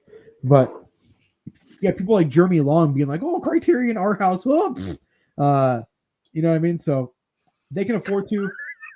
And then people like Kino, that they can probably afford to keep a lot of stuff in print as well because they don't put a lot of special features in there. The packaging is very uniformed. It's cheap, which is great. I love Kino, but yeah. The other side of this, though, go ahead. Has Criterion really been pumping out like a ton of really like big releases, or have they been recently recycling a lot of stuff, putting in some more like kind of like popular releases on the kind of mainstream releases to kind of keep afloat? Have they been kind of like pulling back on the booklets and putting like thinner booklets and posters? We've seen a lot of changes when it comes to Criterion and what they do. So I don't think they're doing as well as people think they were doing. They're cutting corners left and right. Exactly. I think a lot of people are. That's one of the things that's going on right now is we've had a golden, amazing time for collecting. And we're still going to have like collector sets and box sets come out. But are we going to have the amount and the range of stuff? No, because that pool there's a lot of companies out there right now. There's a bunch of new partner labels coming up from Vinegar Syndrome. There's a bunch of other labels that are around there. There's only so much before that pool that they're dipping into gets shallow, especially when a lot of them are looking towards similar and the same releases. So am I positive that we're going to have like extra, like good years and like some extra excellent sets come out? Yes. Do I think that it's going to slowly weed out and we're going to basically be like a collector's group in the same way that like say records are? Yes, a 110% yes. But the problem is there's not as much out there that hasn't been out. There's a lot that's been put out. That's why we're going to see a lot of 4K releases. We're going to see a lot of like 4K double dips and triple dips and stuff like that. Blue Underground, Snaps, the companies that put out a lot of that stuff. We're also going to see releases that are going to be put out that are 4K that do not need to be 4K.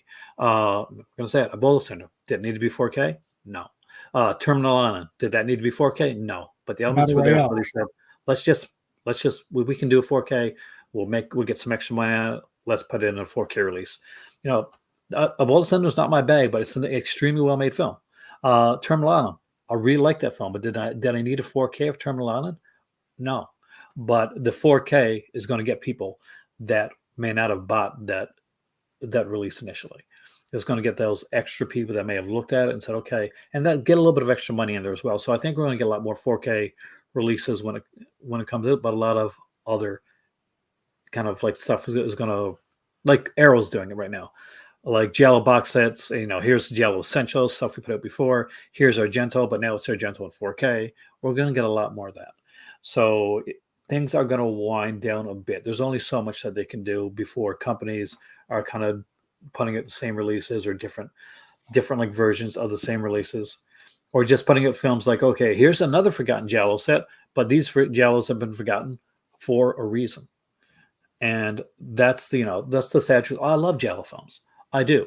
But I would be lying if I said that the Forgotten Giallos Volume 1 and 2 didn't have a lot of stuff that is literally filler. Like they're fun that I have them, the first one, but I can pick it up and I'd say, yes, I know why people forgot about this one. It's great that it's out there. I'm glad that a company put it out.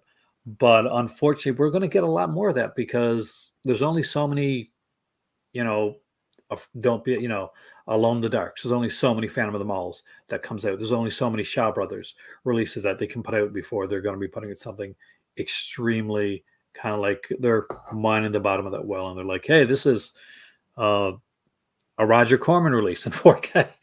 And we don't need any Roger Corman releases really in 4K. But I bet you Scream Factory is eventually going to put them all out that way. The only thing I will say on that front that nobody mentioned is when they're actually signing the contracts for some of these licenses from the rights holders, they legitimately limit them and they say you are only allowed to sell this many copies. So it's not always labels saying we will take the risk and say we're going to do at least 3,000. It is sometimes you are literally only allowed to sell 3,000 of this title no matter what. Now, the ones that are doing it right, at least, I get it that most places don't have the money like Criterion to always do the Godzilla box set in this crazy coffee table book that I hate personally. But for a company like Vinegar Syndrome, they're putting money that's a few extra dollars for that slipcover on every single one, and then once that's gone, the movie is still in print until the end of their contract. And I love when companies can do that. So I consider that is possibly the case. And the sad part is we're never going to know publicly the deals that are happening. So it's all just going to be speculation unless some label starts to be super open about it. And at the end of the day, there's only so much that they can tell us when it comes to when it comes to this. Like the Cardona set, it baffles me. But somebody signed off, said, okay, 3 Cardona sets, we're in for the whole works. And I'm like, may not have been the best decision, but I understand why they made it. Because there's only so many pulls to go from. Not everything's going to be like Ruben Galando Jr. Sometimes you're going to get a Cardona, and that's not just Vinegar Syndrome. That's every company. That's it. To look at Rad, for instance, they put out Rad. They could only have so many copies of Rad. They put out the amount of copies of Rad that they could put out. As far as like they knew that was their deal, they had to do it with 4K. There was a 4K Blu-ray release. There was a big thing behind that. They were put a whole lot of attention behind Rad. The second that was dropped, then it was put out by another, put out like digitally, and then it was put out by Mill Creek eventually with the Mondo Steel book, and then with the regular release. So it was the one that was like wasn't anywhere, and then it was like everywhere, and then other companies were putting it out. But when a company like Vinegar Syndrome or one of those other companies puts it out, they're putting it out in good faith that, okay, this is, these are the copies I got. This is the amount that I got. And some people got upset. We're like, okay, well, how come another company's putting it out? Well, that has nothing to do with the company that put it out before. They sign a contract in good faith that, okay, these are the releases that are going out. This is a premium edition. But, it's the rights holder can turn around in a second and just, okay, I'm going to give it to this, and this company. This is what you got. And if there's anything out there that I want to see put out, Russ Meyer. I would love to have the Russ Meyer stuff put out on Blu-ray, but unfortunately the rights holders on that are very tight-fisted when it comes to that as well. I think we're going to see Eureka move. You already saw it this year. I think they're going to move away from the Masters of Cinema line and focus heavily on the Asian movies. It seems to be like their entire slate so far for next year. At least one Hong Kong movie a year. I mean, one Hong Kong movie a month next year is insane. Because I think it is selling very well for them. I mean, I think martial arts fans is a potential pool of money as big as horror movies, in my opinion. Like, there are horror movies fans that are diehard and crazy, and there are people that match that same energy that are martial arts fans. And I think Eureka's seeing that, and they're like, well, fuck, let's just... The Great Silence is not... You know how, like, most of the Masters of Cinema line is on the front cover of the slipcover? It's not on there. They're like, it's not branded as that. So until you take the slipcover off. But yeah, I think we're going to see that. I think I would love if Vinegar Syndrome went into cheesy, terrible action movies. I would love that. They've put out a lot of cheesy, terrible action movies. Oh, that's the thing right now, actually. I love it. But again, I mean, these, like, for instance, I have these movies right here, just off the top of my head, from Animigo. There are so many. I mean, this right here, this came out before Zatoichi, and this is what Shintaro Katsu eventually launched Zatoichi on. I mean, there's so many good samurai movies that are just going to be lost to time. For instance, this movie in particular, this movie is written by Kan Ichikawa, Kaisuke Kinoshita, Masaki Kobayashi, and Akira Kurosawa wrote this movie. They, no one knows this exists. This is an amazing movie. This is, like, literally phenomenal, and this should be celebrated the same way Akira Kurosawa's solo movies are. I think a lot of fantasy fans have discovered martial arts films. I agree, especially wuxia. we were talking about that last night. It's very fantastical. It's very silly. It's very goofy, but yeah, I mean, I really hope this train keeps going because there are, like I said, thousands of movies in the genre that are good, and I really hope we see samurai movies. And that's and I've said this before. This is what I miss about the DVD era. Is the DVD era? It was viable for a company to be hyper specific. This was an entire label, the offshoot of Animigo, that put out anime, but it was called Samurai Cinema. That was the whole line. You had people like Wild East Productions, only spaghetti westerns. So I miss that. I think that's one thing that's missing from Blu-ray collecting is that there isn't hyper specific labels anymore. Right. And we're talking about wells drying up. I think one of the more important things now that we're talking about Blu-ray and 4K is that to go past the DVD medium, a really hard part of all this is that lots of elements are just gone, and you can't get a proper high-def scan if something doesn't exist. Thank you, Sardis. Thank you very much. I mean, but at the same time, though, Ryan, there's companies like Umbrella, like I was saying earlier, the 6-shooter classics. A lot of those movies look like shit, but it's the best that they could possibly do. Like those movies are lost of time. So I mean, I guess there's still lines like that around, but I mean, it's sad that like Wild East shut down this year when they've been going on for 21 years. It's just wild to me. But I think that because the law is now going on with Hong Kong, that a lot of companies are going to be rushing to grab the rights to as many as possible in the next year. I think we're going to get a lot. I think you're going to be super happy, Flip, because I think we're going to get a lot of Asian releases in the next year, the next 2 years, because they are going to be grabbing as much as they can. That's what I was saying. Yeah, is that they're going to do that before it dries up. So that's why we're getting Shawscope. That's why we're going to get all this stuff. 80 films are gone all in. Eureka's going to go all in, and I'm willing to bet that that we're going to see some more stuff coming out from places like Vinegar Syndrome as well, and not just Cat 3. We'll see some Cat 3 stuff, but I think that as we go forward, you know one thing they keep bringing up, like Cynthia Rothrock, keep putting like movies that she like guest stars in. Give her a damn box set, for crying out loud. Give her some movies that she stars in.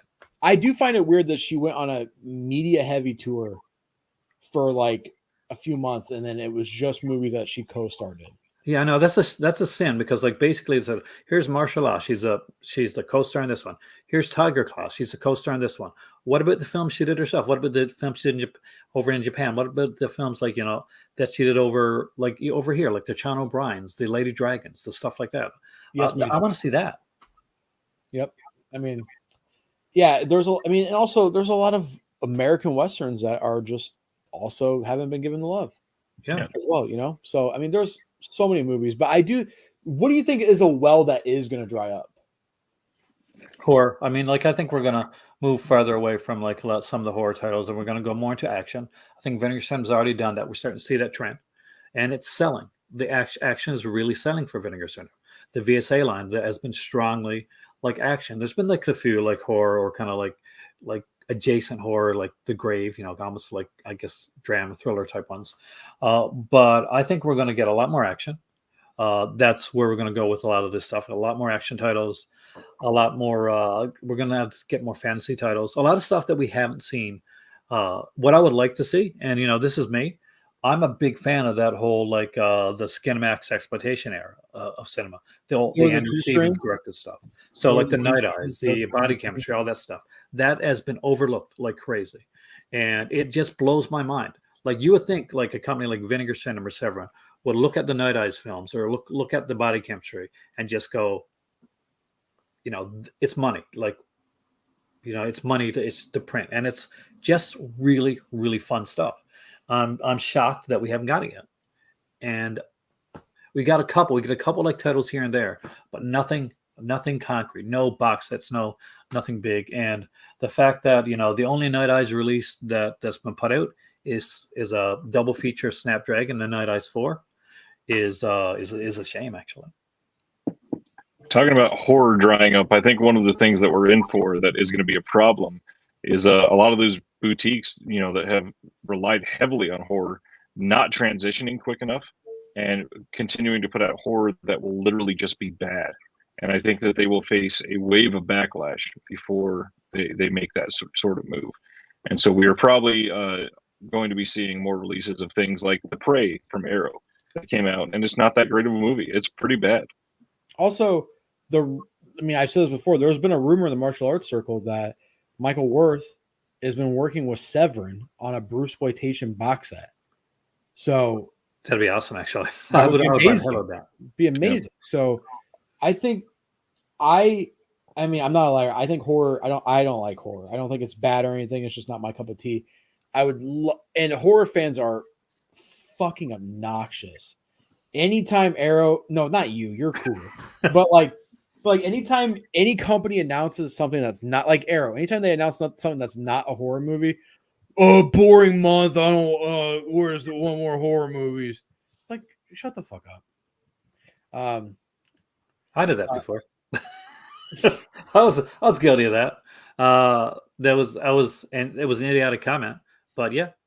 But as a martial arts fan, it's so relieving when a company doesn't have something that month that I want, because I'm like, goddamn, dude, like, how did I afford this? Breathe. How did I pick up Shawscope, Vengeance Trails, Cinematic Vengeance, Duel, like all within like 5 months? Yeah. I think Eurocrime is going to be the next thing. I really do. We're kind of going through the Italian genres. Like, it was Giallo. Now it's spaghetti westerns, Eurocrime. I don't know, but I wish, man. That I love Eurocrime. I really do. So I do too. And then next, who knows? We might get some of the Sword and Sandal movies that they put out, because they put out a fuck ton of those. So that would be awesome. Machiste. As much as I don't want to admit it, the horror Arrow fan impression was pretty spot on. I think just a lot of collectors are assholes at heart, sadly. I mentioned this before, but I brought up Mondo Macabro tonight. Jared has shared before that he's gotten literal death threats. And the people that are obnoxious in these comments, it is fucking stupid. Losers, dude. Yeah. Like, it's a movie. At the end of the day, guys, we're collecting movies here. Yeah, we're not changing the world. Like, enjoy. When you get something that comes out that you like, enjoy the hell out of it. Like, if something doesn't come out on a month, that's okay. Do you know what? Because there's other months and there's other labels and there's a ton of them out there. So if like Vinegar Syndrome puts out something that you don't like one month, that's okay. There's a bunch of partner labels on Vinegar Syndromes there. And if you don't like that, that's okay, because Arrow Video. If you don't like that, then there's Severin. And then there's another company. There's always something that you can pick up. And if you like obnoxious shit like me, I fucking love the hell out of this, man. This is insane, but I love it. When I comic book too. When I die, I will be buried with this. So that is awesome. I'm jealous. Look at Severin this year. I think they kind of, they could have stretched their box sets out for like 2 years. You know what I mean? I think they blew a lot of it this year. Can I be honest? I think there's a lot more coming out. And I can't say but yeah, there's more coming. There's more coming. Yeah, for sure. It's going to be good.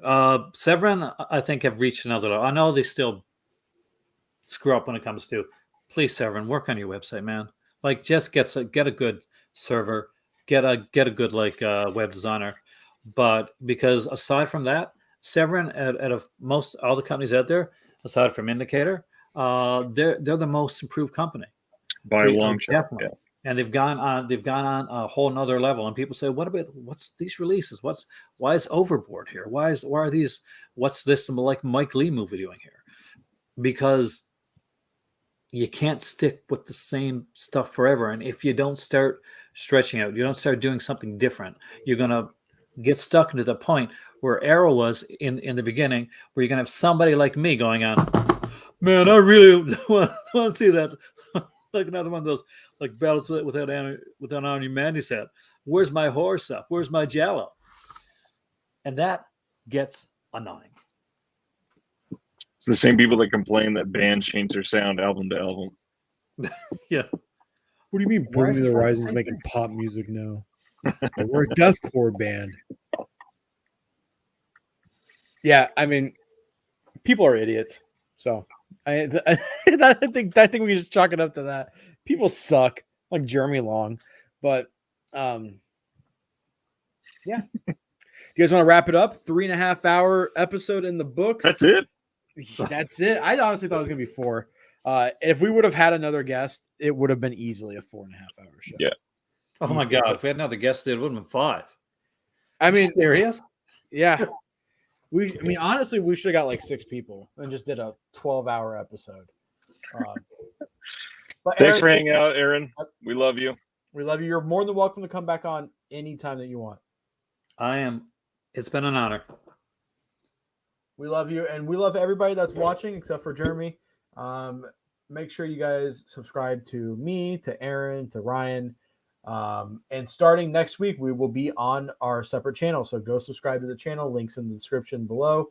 And go watch Lone Wolf and Cub. I'm only a few days away from not seeing Lone Wolf and Cub since last year. So I'm due for a rewatch.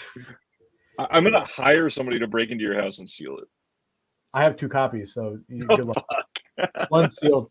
Actually, no, I have 3 copies. Never mind. I have a DVD set from Anamigo, and I have a sealed copy of the Criterion, and then I have one I use. You could bring me in as a 4th person, and you could just hear Flip shit on me in person for another 4 hours of the live. I mean, if you want to come on next week, I'll shit on you. Pennsylvania's not that far from Illinois. Oh, shit. I'm coming to you, Jeremy. Anyways, thank you all. It's been a wonderful night. Been a wonderful few months. Look for some big things next year. And like we said, we will only be on the Discovering Cinema channel next Tuesday, not on our own separate channels. So we will see you then. Thanks for hanging out. Been a long night. Get some rest. See you guys.